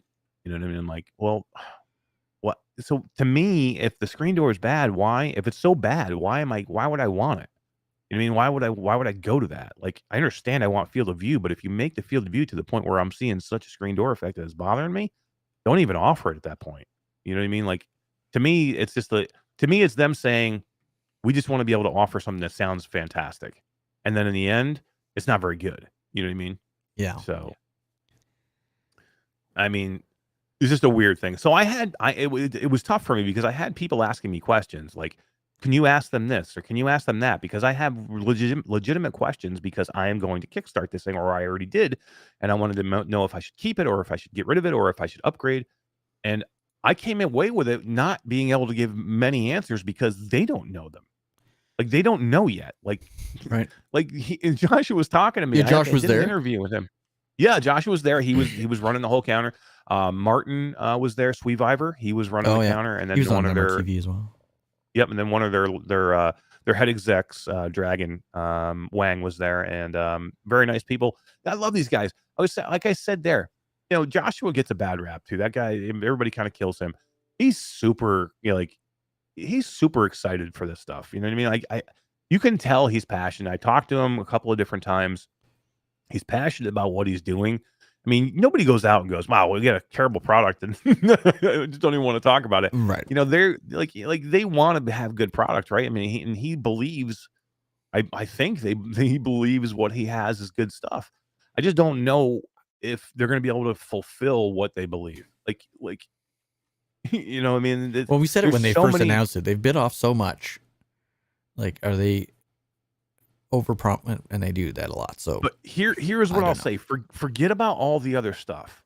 Okay, forget about the extra lenses. Forget about what I saw, what I demoed was very, very good. Like if they could just make that a PCVR headset and that be a headset and forget about the extra lenses, like don't go into all the other stuff. But you just make a great crystal headset. This thing is really comfortable and looks really, really good. It was a great experience with the game I played. Now again, no touch controller. You know, I mean, it was this is gamepad. You know, the touch controllers don't work. But if they do get them to work, you know, I think this could be a really nice headset. Now, do they have to have all the extra lenses and stuff? Take those out of there and lower the price. Yeah, exactly. And you're at $1,500 for this thing. Don't give me 4 different freaking lenses, man. Give me one set of lenses. And all these really, replaceable really head, like the whole front's supposed to come off with a Wi-Fi modem. That comes off, and you can make an RGB well, that's just one. it That, too. like, And then you know, make a headset. Make it an inside out tracked headset. Why do you have to make it? Why do you have to put a thing on there to make it tracked for base stations? Like, how many people out there are really looking to do base station tracking anymore? I mean, are we over that point now? I mean, we're over that point where even Valve's getting away from base station tracking. They don't want to do it anymore. Yeah, you know what I mean. We believe that their next headset's going to be inside out track. So if that's the case, why is Pimax still catering, you know, to a thing you're going to be able to put on the front of it so it can track by base stations? It's just another thing you got to buy, and you're upping your price. Just stay with one thing and just make that thing great, man. You know, so I don't know. To me, this was the best thing I tried there from everything they had, and I'll talk about the portal here in a second. But the crystal, I'm very much looking forward to what I see from the finished version of the crystal, because what I did try, I liked it a lot. I just need to see what it's going to be, the finished product. Don't know that yet. I don't know about the lenses things because I didn't have any there for me to see. I have no idea about the controllers because right now they don't work, Todd. They just don't work. Were they there? You know, like I think I saw you pictures of them. Yeah. They were there. They're there, but they don't work at all. I mean, they don't. They're just there for show. Single battery, which I thought was cool. Single AA battery. Yeah. Same thing with the DPVR. I opened that up too just to see. So single double A battery, yeah, on the DPVR also. So yeah, it just doesn't work. We'll see. Let's talk about the portal. Because again, I am optimistic, somewhat optimistic on the crystal, because I think they have something here. They could potentially make a good headset here, and especially if they can ever get this thing to be a standalone headset, that could be big. Now let's talk about the portal. The portal is here, Todd, but I can't do anything with it. Like it turns on, and I can see a menu screen, and I can kind of navigate a menu, but I can't even play a game on it, dude. Like nothing. Like what the fuck? Give me the most. Now it looks great, man. The screen is awesome. It's got these, you know, automatic dimmer displays that darken it when you know. And it looks really. But I'm looking at a menu. I mean, I can't see a game. I mean, I put something on there that I can. Put something rudimentary. I don't even care. You know, I can't. Because in their demos, they're playing all kinds of stuff. They're playing Gran Turismo, I think. They played some FIFA 2022 or something. Not here, unless they did it with some of the other road shows. Is that what you're saying? No, it's on their Kickstarter updates page. Oh, you mean in video they did this? Yeah, well, it's a guy who's playing the game on his thing. Oh, yeah. Well, that must be true then. Well, yeah. It must be true if you saw they can't make a headset. I can't imagine they can edit a video that well. It looked pretty good. Now Brad went and saw this too. Did Brad? I just have been away and I've been so busy. I didn't get a chance to watch Brad's stuff. Did Brad, when he did the demo, did he play the portal and was he able to play a game on it? I don't know. I just watched. Maybe it was just me. Maybe not me, but maybe it was just that VR days that they couldn't get it to work because it didn't work for me on anything. I mean, like I said, he turned it on. I could see the display. The display looks beautiful, very crisp, very clear. I can see a menu, but I can't do anything else. That's interesting. So when you stuck in your face, what did it look like? Okay, so I'm looking at I'm looking at the portal as a Switch, right? Where it has the controllers on the side. It looks exactly the same size as a Switch. It feels like a Switch. It feels well built. It feels well put together. I thought it felt really good. The screen is really nice looking from what I saw of just a menu. The controls on the side come off really cool. And what I like, Todd, you have a Switch, right? Yeah. I like that. You know how you can put the two Switch controllers together and make one big controller? Oh yeah. I know, off of the Switch. You know what I mean? You disconnect them from the screen and you put them together and they can make one big controller. These are magnetized, which I thought was super cool. That's smart. So as soon as you bring the two controllers together, they magnet into exactly what the larger controller that that you'll be able to use both joysticks on. I thought that was really cool, man. I thought that was a really smart way. It was something that Nintendo obviously didn't think about, and Pimax did. So I thought that was pretty cool. And the way that these pieces snap into the controllers, so they had the touch controllers there that you're going to be using when you go to use this thing as a VR headset, right? And they snap super easy into those as well, like a magnet. So I thought that was really good. Now, when you remove the two side controllers, you then just have a screen, and you can take that screen and you can slide it into a husk of a headset. Okay, so it's basically just the frame of a headset, because the only thing in it is the headset itself plus a set of lenses. Right. Okay, yeah, you see it on screen right now. This is basically their portal headset that you're able to slide the handheld device into, right? And they have these lenses in them. They're called aspheric lenses. And they do give you a 360-degree field of view, or not field of view, but 360-degree kind of like feel to them, because when you turn and it is 6'd off while you're in that headset too, by the way, because of the tracking and the cameras of the piece itself. Now he's got this in backwards here. This is a cool totally picture. Noticed it's totally backwards. This is a cool picture, and that's why I kind of showed it, because it looks kind of cool.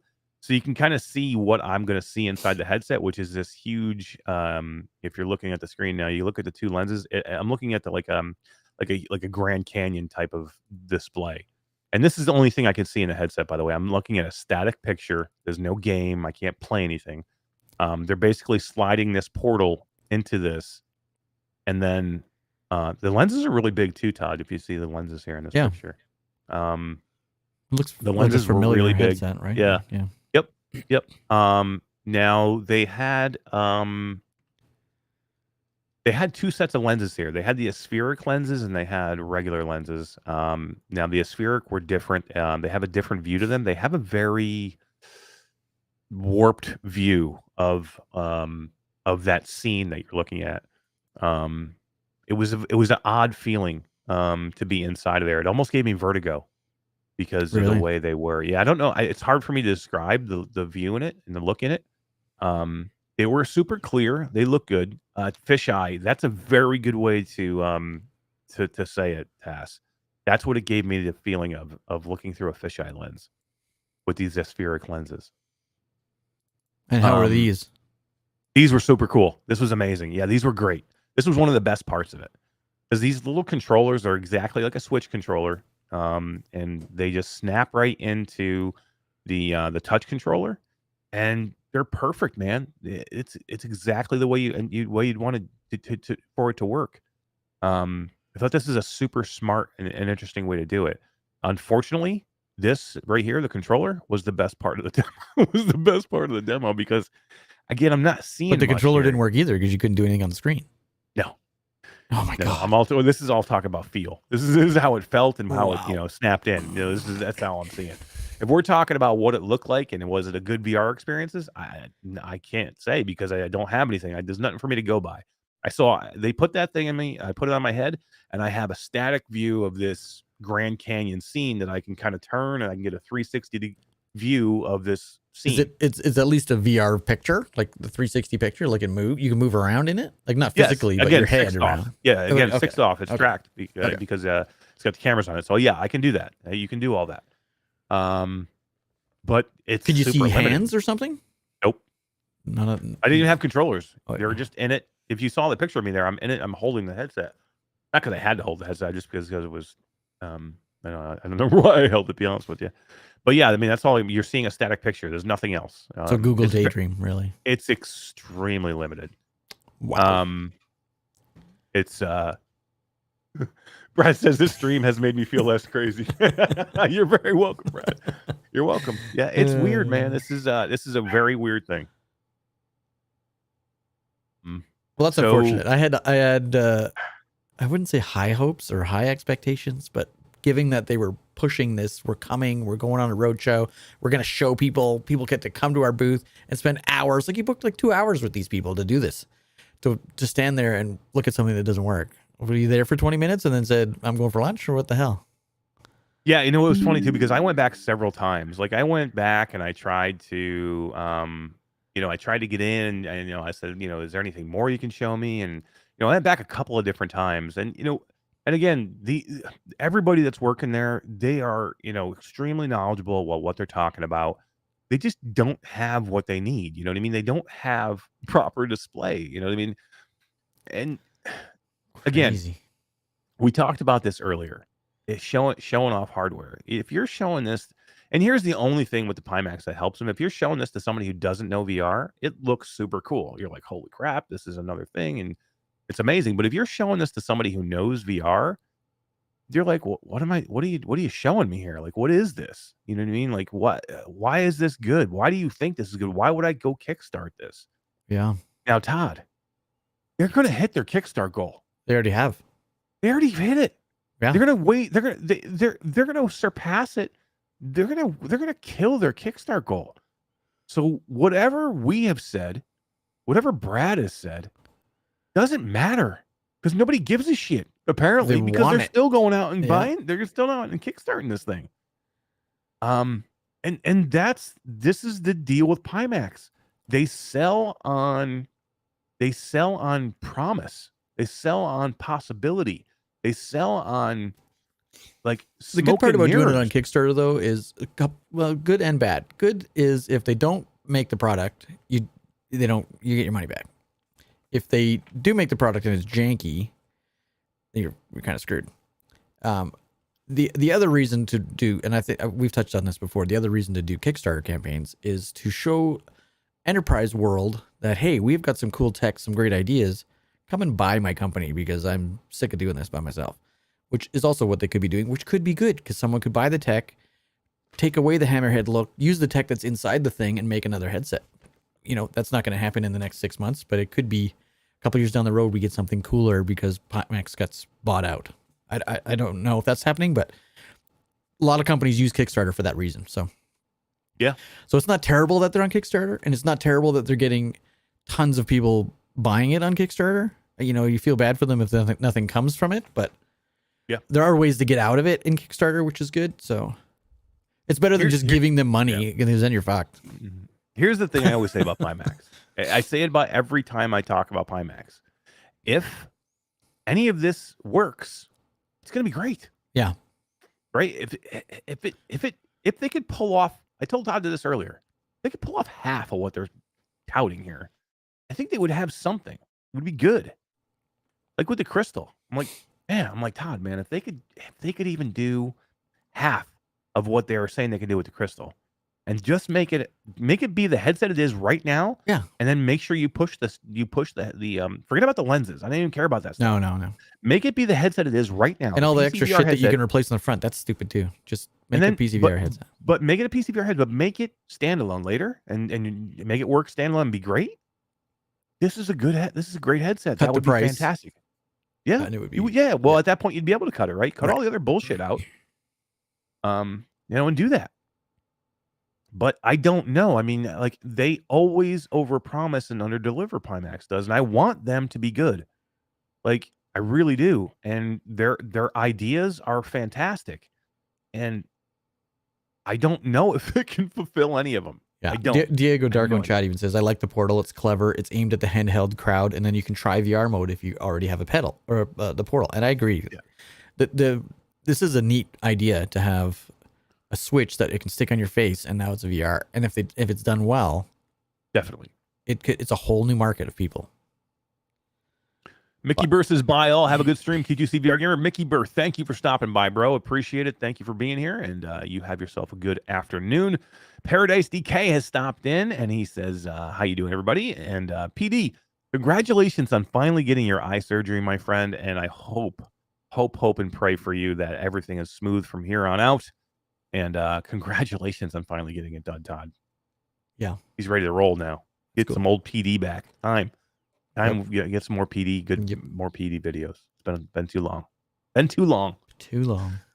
All right, so that's Pimax, guys. I mean, I don't know. There's not much more I can tell you than that. Other than that, I still will have one coming, and I will. We both do. We'll run it through its paces, man. And as soon as it gets here, I actually can go look at this one more time, Todd, if I wanted to.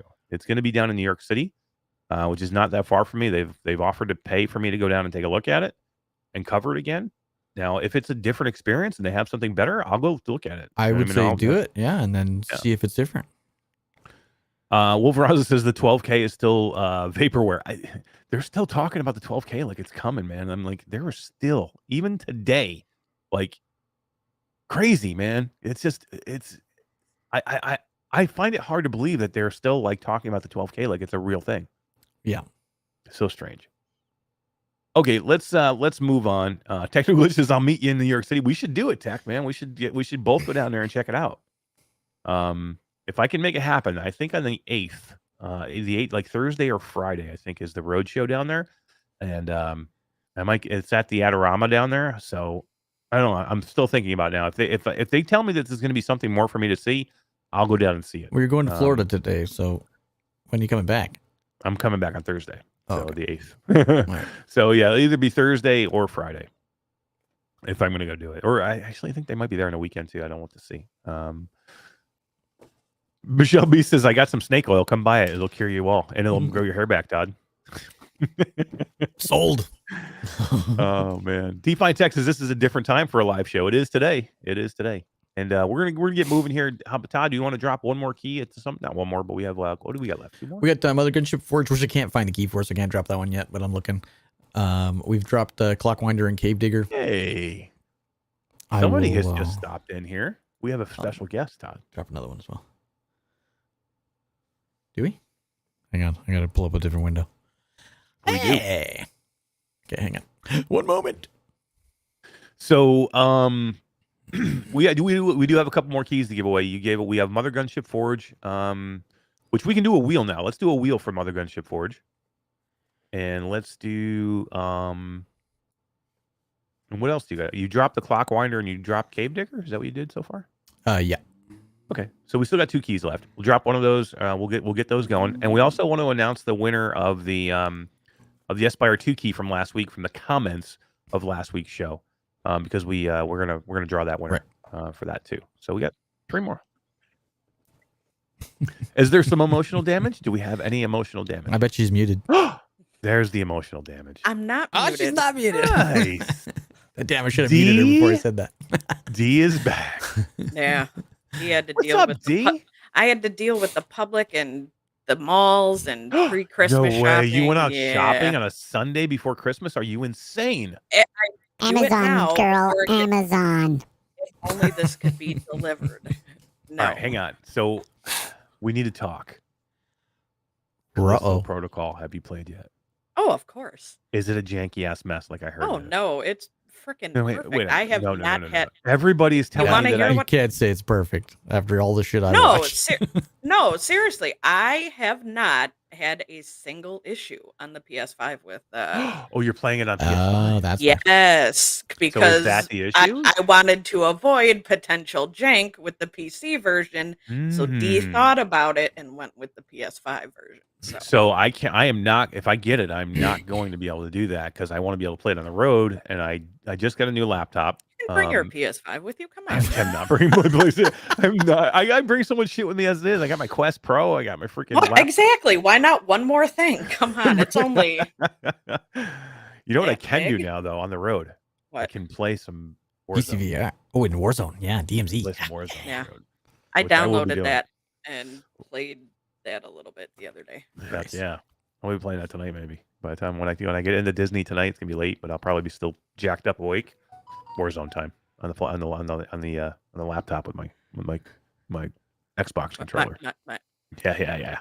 Yeah. So what's going on, D? How you been doing? I'm freaking exhausted, man. I What? stayed up too late last night playing a What were we playing last night? They were What do you- streaming Warcraft. Oh, were you really? I didn't Yeah. want to know. I didn't even want to know. I didn't That's play why I any was- VR at all. Yeah, what did I play what did I just play the other day? I can't even think, man. I am so sleep deprived right now. So, Good stuff. But no, I Well, have been. Has I'm anybody so played close. it? Oh, go ahead. I'm 3 chapters away from finishing Half-Life Alyx. So, Ooh, that's a nice one. yeah. You'll feel good when you get that all done. Yeah. That's amazing. That's awesome. Yeah. I can't Heck wait. yeah. Yeah. I've been playing a lot of what is it? The Zombieland Headshot Fever. Zombieland Headshot Fever is an amazing game. I love that It's game. fun. It's fun. Heck yeah. Quick shout We out have to a, go ahead. Yeah, you go ahead. No, you do it. No, you go. No, you talk. We got a 2-pound drop from Paradise DK. Says, as I can see now, here's 2 pounds. 200 pounds. What the hell? Nicely played, sir. Nicely Well played, done. Paradise DK. Yes, definitely. Congratulations, my friend. I'm so happy that you finally got your surgery for your eyes, and you can see now, and things will be all well and good in the Paradise DK Are you world. still and wearing we'll the see. patch? I think you have to wear that for a couple weeks, probably. I think he's got an eye patch that he's got to wear just for like post soon enough. recovery. I think we'll be seeing some amazing. excited, He's just in time too, man. Just in time because we got some killer games about to drop or that have just dropped, and we're gonna be we have keys, Todd, for one that's going to be dropping called Hubris, Mhm. and I have a key for you, D, for Hubris. What? Yeah, we got it's hush hush. Can't say anything about it yet, but Oh, No. what? nothing. Exactly. But we're gonna play some Hubris this week for sure, and then December 15th, we're all gonna get in and play some Demio. Something. We're gonna What's- play. We're gonna play some real cool shit after the 15th. Yeah, hell yeah, hell yeah.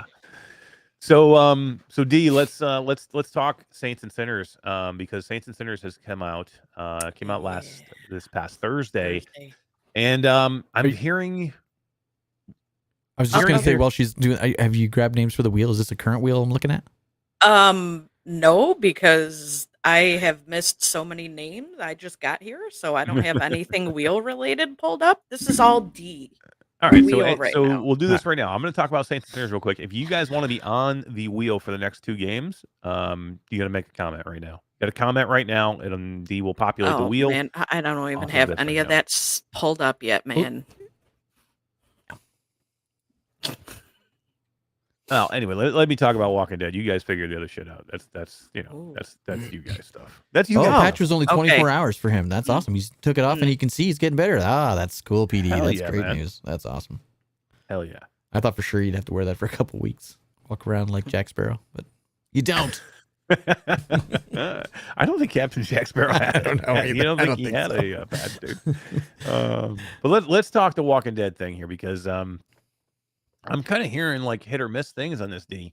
Hearing that may have rushed this thing out here a little bit, and it is not performing well on the Quest 2. And of course, that's the only launch that we have right now. Is the only way you're playing it is on a Quest 2, because PC version's not coming until I think February. Yep. And then will be March, I believe, when we see the or February or March when we see the PlayStation VR 2 version.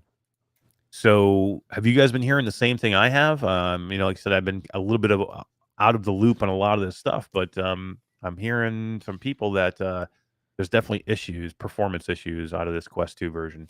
I've heard performance issues, and I've heard it's really not that much of an update. Well, here's kind of disappointing. I don't know if it's just personal feelings on whether what they expected versus what they got, or. Well, here's the deal. I wasn't expecting like groundbreaking changes. Like, I mean, like, I don't know what would you think, what would need to change for you to go, wow, this is like, this is a much better game. Were you looking for better graphics, or No, but just a different like game? you're still in the bus, or? you're still in the camp is the same from what I've heard. It's not. Oh, well, Camp is not the same. Yeah, for sure. You're not even you don't even sleep in the bus anymore. Well, you sleep in you sleep in a little camp by the door, right? No, it's in I can't Oh, see, the video I saw was You're early underground now. shit. Oh, that's cool. Yeah. I mean, it's different to me. If we're talking the game itself, forget it. If you have a problem right now and if it's not performance related, then I think you're off base on what you're talking about for Walking Dead, because I thought this is exactly what this was going to be, was more story. This is a whole new game of Walking Dead Saints and Sinners. So I'm not expecting a completely different game. I'm not expecting them to turn this into a puzzle game. I'm not expecting them to turn this into, something that it's not, a full-blown, multiplayer shooter. This is the Walking Dead Saints and Sinners. It always was going to be the Walking Dead Saints and Sinners. Now, have they upgraded it? Hell yeah, they have. They put a whole bunch of new stuff in it. They gave you a freaking chainsaw, man. It's true. You got different weapons. You got more crafting you can do. You can go out at night now, which is different than before. You have different areas. You have some areas that are the same still, but you have different areas you can go through. You have an entirely different story now. Okay, so, and it's not the DLC story that we got from Aftershocks. That was a very quick hitched together bundle of different campaigns that you could go out and do. This is a full-fledged game, new story, new characters, completely different. Now, I just don't know where, now right now, if you have a problem with the game on a performance basis, so if you think it's not performing well or it doesn't look good, then I think you have different issues and I think you have something to talk about.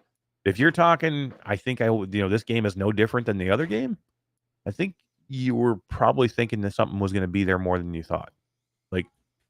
Right, that's what I think. Like some of the videos that I saw were perception issues. Like they assumed it would be drastically different.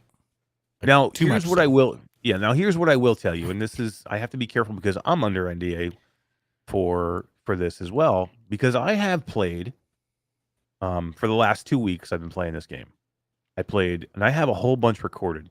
I got caught back trying to get out of here and do everything I've had to do for the last 2 weeks, so I didn't release anything. But I have a ton of stuff recorded. I've got almost a whole Quest 2 gameplay recorded. And I'm going to kind of like cut this down and I'm going to release it as a couple of different episodes. And I'm going to have the whole game play through if you want to play it and watch it and play it through with me. But I've got it almost all the way played through. And I've also played through quite a bit on the PC version, which is a version that's not even supposed to be ready yet. It's not ready. It's not coming out until February. The PC version is freaking amazing, dude. Like the graphics, like I said, I want to be careful of what I say. Yeah, the graphics are so freaking good, man. Really, eh? Now the Quest is a Quest. It's the Quest version of Saints and Sinners. There are definitely graphical problems here. But some of the pre videos that were coming out that guys were doing, were those Quest videos? I don't remember. So we were able to do both. So we were able to do a PC video, but you had to have a watermark on it that said this footage was shot on PC. Right. And you were not able to do comparisons. They did not want you to do a side-by-side. Because not finished versions. I get it. Right. Makes sense. But to me, the PC, I've almost played all the way through on the Quest 2 version. I could have been playing the PC version this whole time. But the Quest version is what 90% of the people are going to play on. And that's what I wanted to play on to see what my experience was. Mm-hmm. And my experience was really goddamn good, man. This is a great story with a lot going on here. And this is, I mean, I love the new weapons. I love the new missions. This is not an easy game. This is a hard game, man.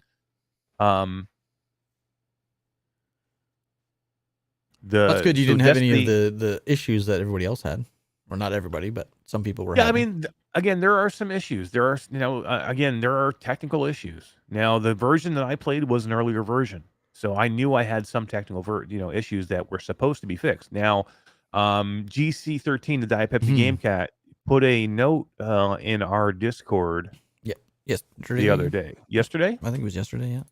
Let me look. And she said, "Hello, folks. We have dropped a patch for The Walking Dead Saints and Sinners Chapter 2 Retribution. Importing your save game from Chapter 1 is now available, as well as other bug fixes." So, there was issues with not being able to import your game over. And I get it. I didn't, number one, I didn't think I could because of me playing the early version, so it wasn't even a big deal for me. I just started from scratch. which I would Right. anyway. I Yeah, would anyway. I probably will. Yeah. I know people were up in arms over this. People were like, "What? I mean, I can't do I this. want all my I'm weapons, I so want all my pissed stuff. off." Yeah, no. But look, dude, if they didn't put it in there to begin with and just didn't say it was there, you wouldn't have said nothing. Like I would have been, okay, it's a new game. I've got to start all over again. The problem they got into is what they said. It says in the menu, you transfer over your file save, and then it didn't work. Yeah.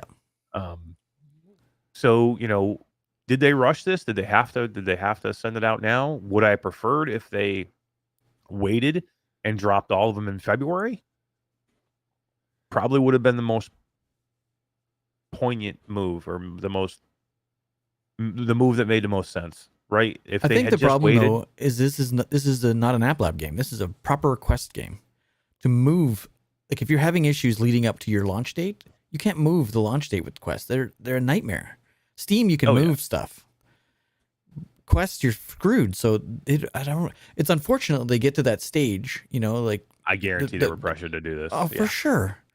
Got to get it out before Christmas. It needs to be 3-week lead time so people can buy it for their kids to go with their headsets. I'm sure there was tons of things they had to do in order to get it out, and it just wasn't ready. But they can't say no, so you just feel bad for them. But well, here's the deal too. Who doesn't want to be here for have their game on for Christmas? I get it, 100%. You know what I mean? And now I've heard some issues. People have some crashing issues. People have some issues that things don't happen that are supposed to happen. They'll let you do certain things. You know what I mean? And small things. And they've already put a patch out already. Today is Sunday. Game launched on Thursday. They've already got a major patch out. They patched a major Saturday. patch. Yeah. So in 2 days they put a major patch out. Now, I mean, so that's good. You obviously want a good game first, and not patches, but they're at least they're fixing it, and they're fixing it quick. So, and this is Skydance. Do you not think that Skydance is not going to take care of this game? They're going to take care of this. That's what I mean. Like that, it's Skydance, so they definitely had to put it out. So they're just ready. Patch it, get it fixed and working as quickly as possible, and it'll be great. And it's still a great, amazing game. If you liked Walking Dead Saints and Sinners Chapter 1, you are going to love Walking Dead Saints and Sinners Chapter 2 because it's more greatness. It's more great. I like the story better. What's that? No, you said more greatness. More greatness. More greatness. I didn't get a key, so I'm like chomping at the bit to play this. So I'm excited. Did you play the first one yet? Did you play it all the way through? Oh yeah. Long time ago. Yeah, so you're ready, man. I played it originally about halfway through on my Quest 1. Wow. Like I played it right from when it launched. Did you play this yet? Did you play the first one yet? What was that? You could do the whole thing right now. You could play 1 and 2 like all the way through right now. Stream it. Yeah. In 3 minutes, is that what you said? In 3 minutes? Oh no. Scared. Okay, D's done. Oh, D, I just noticed your prominently shown needler back there. That's no. cool. Good. Look at that. Yeah. Your Halo needler. The longest pre-order ever. I ordered that thing October of 21, and it just got here like a few weeks ago. Oh, wow. So cool. But it's fantastic, dude. It's awesome.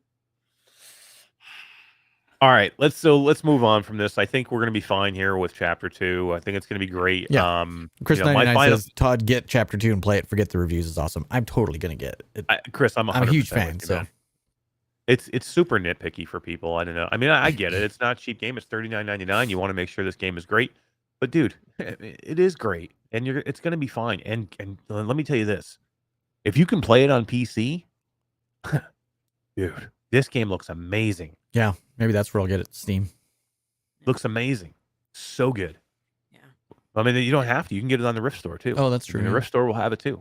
Yeah, so if you own it on Quest 2, you're going to get it on the Rift Store for automatically. Is it cloud saved? I think it is. That'd be cool. I think it is. So I think it's transferable. Yeah, that would be cool. Actually, no, I'm thinking maybe it's not. Maybe because I don't think you can transfer your Steam to your Quest. You definitely can't do that, but the Rift and the Oculus Cloud Save should work if it's cloud saved. I think that does. I think it does. I think it does. But it's good. It's amazing. Cool, You cool. go get the game. It's fine. Don't nitpick it. No, don't nitpick it. You don't need to. It's going to be good. Any little issues you're having now, I guarantee that we'll patch out. If it's not patched out already, it will be very shortly. It's freaking Skydance, guys. They're going to fix it. Yeah. So just relax. Go buy the game. Yeah.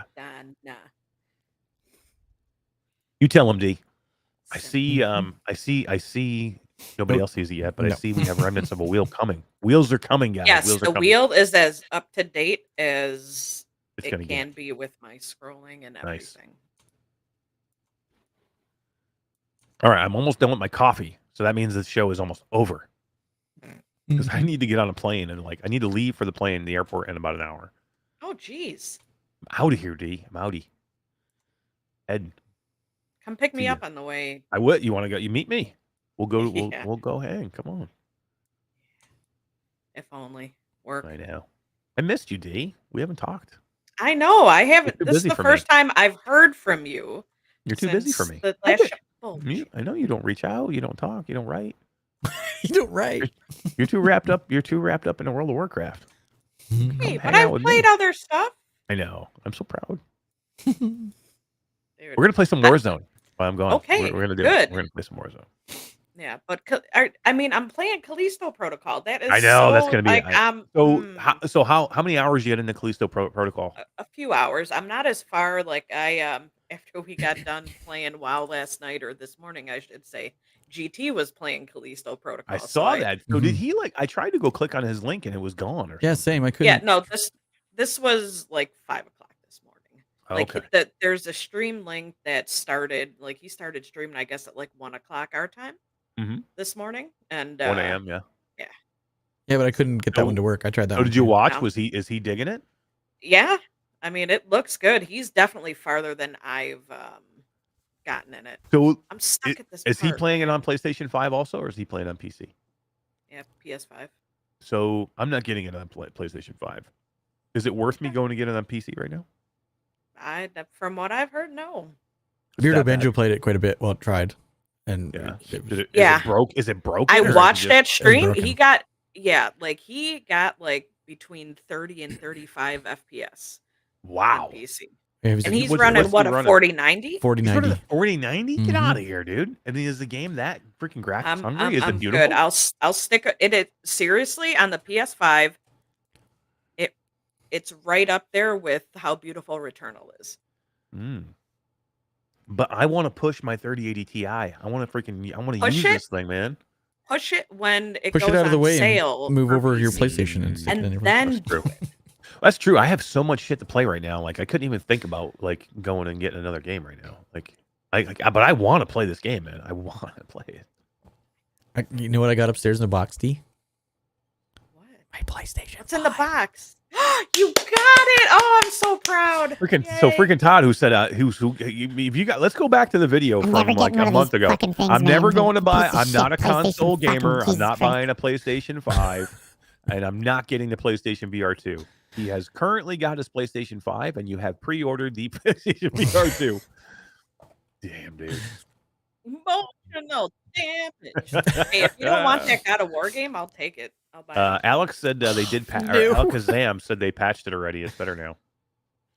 Okay, good. Yeah, I had heard things that they were patching it on Twitter, but I hadn't seen anyone that actually played the PC version since the patch, so I don't know. All right. So maybe I'll get this and try it out. I don't know. Maybe I should get it and see how it runs on my freaking laptop, D. On this 3080 I have on my laptop. Well, that's 3080 mobile, so it It's the is 3080 good. mobile, which is still damn good. I mean, I don't mind running the 3080 mobile. I mean, Yeah. it's gonna run it'll run VR, man. So it should Yeah. be able to run. Maybe I'll get it. Just don't get it on PC. Wait. You know Okay, who's maybe gonna get it? Somebody's gonna get. You know key who to loves disc when golf. they get it. All right, let's give a key away. I want to rant on IGN and this stupid article real quick, and then Yeah. Oh, I hid D because she wasn't here earlier. There you are. Sorry. Oh no! How dare you? Nobody puts baby in a corner. Yeah, right. This is for disc golf. Everybody did great frisbee game, multiplayer, 4 players, super fun. Lots of patches since release. Skiba says, "Oh, Todd didn't even want to play some VR2, and he got to try it with us. That's ironic. Hell yeah, it is. He doesn't deserve it, Skiba. He doesn't deserve it at all. Me and D should have been there putting this headset on. We've been the ones who've been I pushing tried it DSVR before too. you Oh, did. I just noticed I got my name on the wheel. My bad, guys. Nice. D's gonna win. Alakazam, winner of disc golf. Nice. I was just thinking back to how great it was when was it last week when Michelle B won the Quest 2 headset? Yeah, It seems like forever ago, but that was pretty last awesome. week. And Orlin Hooper was So close. Yes, so close, so close. And we have a B Haptics Vest winner from last week was David Morgan, who so far has not contacted us. So yeah. So I'm gonna pop a Facebook post up for the winner, who is David Morgan of this B Haptics Vest. If he does not claim it by Thursday next week, I will spin that fucking thing again and give it to somebody who's in chat. I'll spin it and only give it to chat. Yep, Say that. So here's the deal, guys. If he doesn't claim this B Haptics Vest by next Thursday, I will spin it and I will only give it to people that are here in chat to win it. In it to win it, baby. Win it. Hell yeah. So next Thursday could be a fun show. Could be. You never know. Could be. It D, always you could is, even dude. you could even put your name on. I'll let you put. Oh your name no, I can't do for that. a B Haptics Vest. I don't want to. I may put my name in there. People, dude. No, I'm not putting your name on there. What? How dare you? How dare you? How dare you? All right. Let's talk about this. Let's talk about this IGN article. Did either of you guys read or heard about this IGN VR article? Oh my God, yes. All right. Tell us about the IGN VR article. I only read part of it. So if you made it through the whole thing, I read part of it and was so frustrated I went straight to comments to see what people were saying. So you give everybody the synopsis. It was an article about the best headsets, the best VR standalone, just standalone VR headsets, and in their list, I think they had one that was actually standalone, or none. One of the two, I can't remember. I think they were still listing the Vive Pro as the best headset. As the best? Was that? No, Yeah. that wasn't the best, was it? I thought it was something worse. Yeah. No, it was, didn't they? I think they said the Vive Pro was like the best headset out there. I think that's what they said. Check here. 5 days ago. Here it is. So they made an article, and number one, you can't find this article anymore because they were so embarrassed because everybody killed them that they took the fucking article down. Like, how bad? Well, they did too. How bad are you as a information news service? This is a gaming information news service, IGN, that millions of people go to for your news, and you put an article out there about standalone VR headsets, and you don't mention one goddamn standalone VR headset in the article. The article was awesome. I can't How do believe you do this? God damn it! Put one person on the payroll, IGN, who's actually played a fucking VR game. You kidding me? We can't get one person that's in our community that knows anything that could go do something for IGN. Call me, IGN. I'll give you 20 minutes of my time, and I'll tell you more than every person there knows. Christ! How dare you half-ass something so bad that you don't even have the right goddamn headsets in there? You're so embarrassed that you had to take your article down. How embarrassing is this for you, IGN, as a gaming news service? How dare you even think about covering a subject that you know nothing about and have no one on your payroll, apparently, that does? There's 10 million Quest 2 headsets out there. I wish I could find someone with the that retweeted or relinked it. Everybody was. They're out there. Yeah, no, people have screenshots and everything. They're out there. But IGN, this isn't VR 8 years ago when nobody knows about it. This is 2022. The Quest 2 is one of the best-selling headsets of all time, the best-selling headset of all time, with over 10 million units sold. Where was the Quest 2 on the list? It wasn't on the list. It wasn't there. Oh my god. And one of the guys that was with us was a ex-IGN writer. What was that? And he there was Gabriel Moss. Was that No, Gabriel Henry Moss? Stockdale. I think Hey, Henry. Gabriel Moss is an IGN freelancer. He's a freelancer right? for IGN right now. What as did well, he say? and Digital Trends. He was just kind of shocked about the whole thing.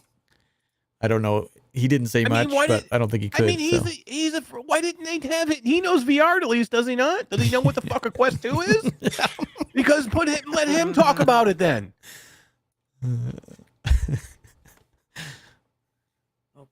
They had cell phone. They had mobile headsets enlisted in there. They had the Gear VR type headsets Gear in there. VR was on the list.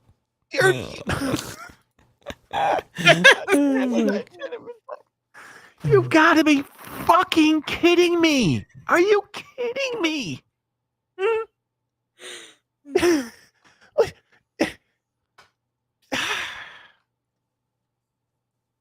I'm just reading some of the comments. They're pretty funny. Yeah, they had 2 3DOF cell phone headsets on their list. So you need to stick your phone in the thing. I can't even make this stuff up. You couldn't make this stuff up. I mean, seriously. Yeah, and that was the best part, right? The whole thing hinged on this huge picture on IGN's website and their Twitter, and the picture was of a Quest 2. And they don't mention wasn't in the list. They didn't even mention it in the article. But they put the picture up. Yeah. Way to go, IGN. Holy crap, man. They should have their nerd gaming status revoked. Like, nobody should ever listen to them ever again. Nerd card revoked. This is the worst thing I've ever seen. It was pretty funny. To the point they have to take their article down. I didn't realize they'd taken it down, or I would have grabbed screenshots and stuff. It was gone, bad. Dude. It was gone, man. And people have been putting screenshots of stuff up, but that's too bad. They yanked that thing down because they took so much backlash. Dude, my grandmother knows that the fucking Quest 2 is a good standalone headset. You can't find one person on your payroll that knows about a standalone headset, VR gaming headset. This isn't stuff that we've had for, this isn't 10 years ago VR where nobody knows. It's super niche. 10 million headsets out there. More than that. Apple is about to drop a new headset. We just got the Quest Pro. And they don't even know what a standalone headset is. They're still talking about freaking mobile, cell phone headsets, the Gear VR. Are you kidding me? And I'm on their Twitter site, and it says, IGN, we're all about video games. We're all about 10 years ago. Yeah, we're all about misinformation about video games. No wonder nobody goes to them for news anymore. That's just number one, Gabriel Moss should not be a freelance reporter. He should be a on the payroll reporter, because at least he might know something about VR. Yeah. Did he happen to look at you and go, is this Quest 2 headset any good? He didn't do that, I hope, right? Like, he didn't go, I've never tried the Quest 2 headset. No. All right, so he knew what a VR headset was. Yeah. All right. Yeah. Gabriel, brother. Ben Lang even sent IGN an article about what the Quest 2 was. That's funny. Go tell your bosses at IGN that they're a bunch of idiots. They don't report on VR then. Here's the deal. Here, I'll tell you it right now. Oh, man. Don't half-ass it. Either report on it and know what the hell you're talking about, or don't even talk about it. If you just want to be IGN, the flat game network, be that. Be that, yeah. And we'll have some network, okay. We'll have some news services and know what the hell they're talking about. Don't half-ass it, full-ass it. Right. We'll get Road to VR or Upload VR to actually talk about shit that they know what they're talking about. Who likes to full ass it? Hell yeah, they do. Trying to lighten the mood. Come on, Mash. Oh my It's god. okay. Breathe. This is the most ridiculous thing I've ever seen. And, I think PD even had a big response on Twitter for them. Everybody was like, yeah, it was funny.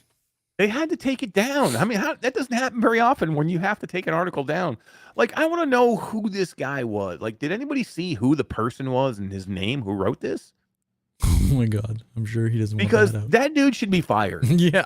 And the editor who approved that article to be posted should be fired. And IGN, if there was nobody on your staff that knows any better, you should all be fired. Yeah, like you can't tell me they couldn't have found a content creator, an influencer, somebody to write that fucking article about headsets. See, and this is why you can't. This is why don't take anything IGN says with a grain of shit. Okay, because how can you comment on any game, headset, or anything in the future when you don't even know what headsets are all about? Don't tell me that. Don't give me a rating. Don't tell me this game is good. Don't tell me this game is bad, because you don't know what the fuck you're talking about. And you shouldn't even have, you shouldn't have any platform to talk about it. Completely ridiculous. So don't even give me anything. I don't want to see any game reviews from this service ever again. Because it's all bullshit. If they don't even know about the Quest 2 or what a standalone headset is, oh my God, I got to see those pictures again. If they don't even know what a Quest 2 or a standalone headset is, how could I take for what they say about a game to be good or not? Wesley LeBlanc, you should be shamed. I don't even know who the hell you are, bro, but you should be ashamed. HTC Vive VR. Gaming. You shouldn't be in gaming. You shouldn't be in journalism. These two are cell phone headsets. Windows somewhere, my friend. Washing windows in a men's bathroom is where you should be. I don't know. In a men's bathroom? What kind of bathrooms are you going to, dude? Well, I was in Europe for a while. Yeah, right. The bathrooms are really nice. Look at the pictures of the headsets they have on here. Look at these pictures. Are you kidding me? This is what you go find? You're a moron, bro. You're a moron. Yeah, it's the same picture everywhere. But don't listen to anything IGN says.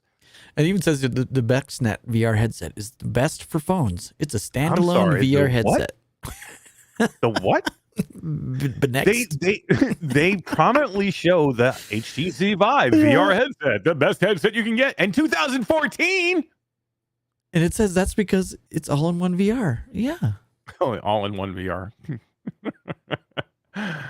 Oh my God. This is the funniest thing ever.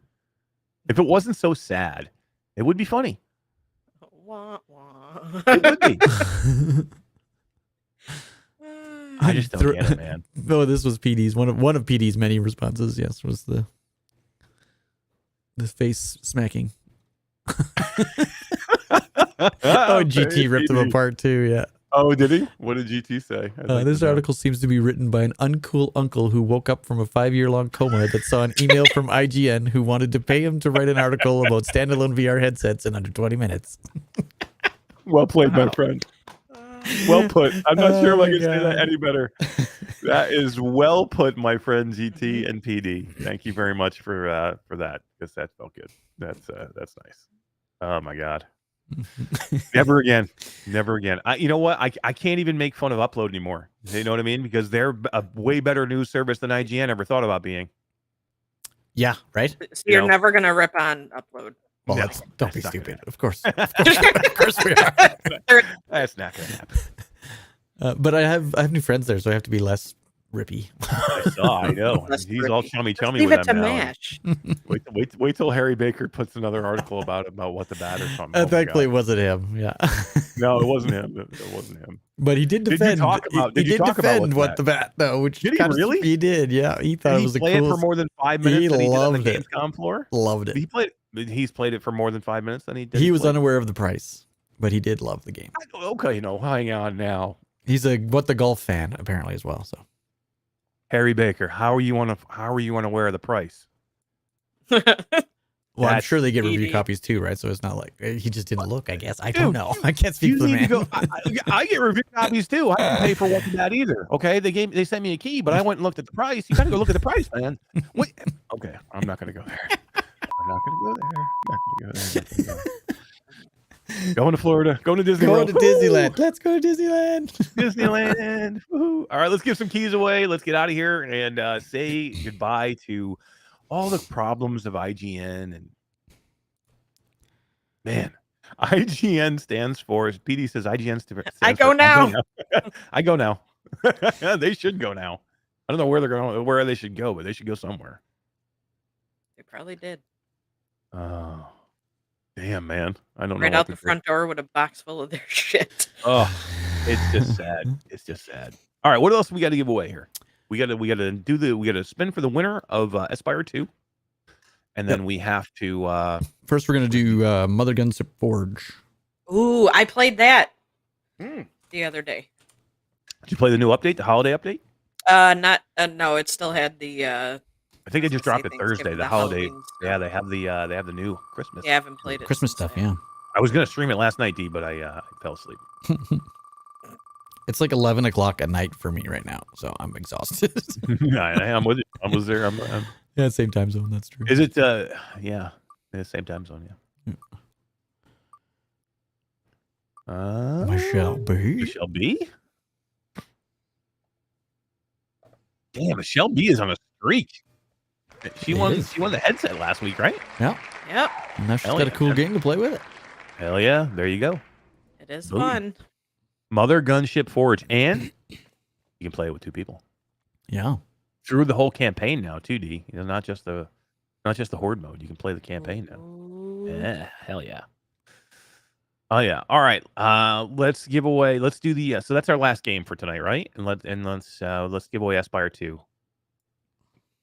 Okay, so Espire 2, what I'm doing is there's a tool on the internet called Comment Picker that lets you link a YouTube video, and then it randomly selects someone that's commented on the video. And seeing as how everyone needed to comment in order to be eligible, seemed to make the most sense. There you go. We have 21 entries, and this thing just ran. It's not very long, but it's a quick little. I like it. That's pretty cool, dude. That is super I cool. see the light, said the Game Cat. Just won a copy of Espire 2. Nice. Congratulations. I see the light, said the Game Cat. I didn't even see I see the light, said the Game Cat slid in here. So awesome. Well, he would have commented on that particular video. That's the original, comment. right? Yeah, right. That's I forgot. We're just not used to doing that. So yeah, no, I just never done it this way. That's a cool little thing. It's a cool. It's just full of ads and shit that drive me crazy. But we should do that more often with if we get multiple keys to give one away to the comments, because we have a lot of people that don't catch us live that should have a chance that do watch us later. Yeah, true. You know what I mean? So we should definitely do that, especially for the people that are not in our time zones. And when they can't, be here live, we should do that. So let's we'll promise we'll start doing that. When we have multiple keys, we'll do one for the comments that we'll give away the following week. And I think I see the light is one of those people that doesn't catch us live. Yeah. Nice. I know. So, Cool. They always pop up in Roots' stream playing WoW. Nice. So, I love it. I love it. Well, I'm going to comment on his comment right now, but if you see him on Root Stream or somewhere else, then I will. Sure you tell him. I'll let him know. Excellent. Let them know. All right, guys, we are going to wrap up the show for this week. Thank you again for joining us on a Sunday. We appreciate it.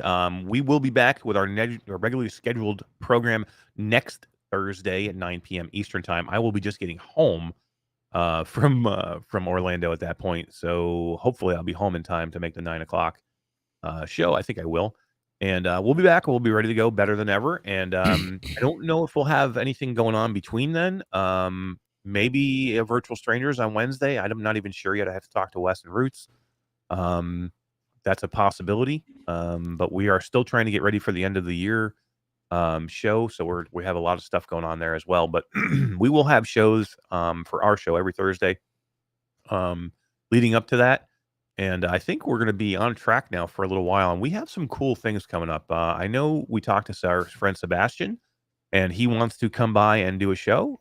So we're hoping to see Sebastian before the end of the year.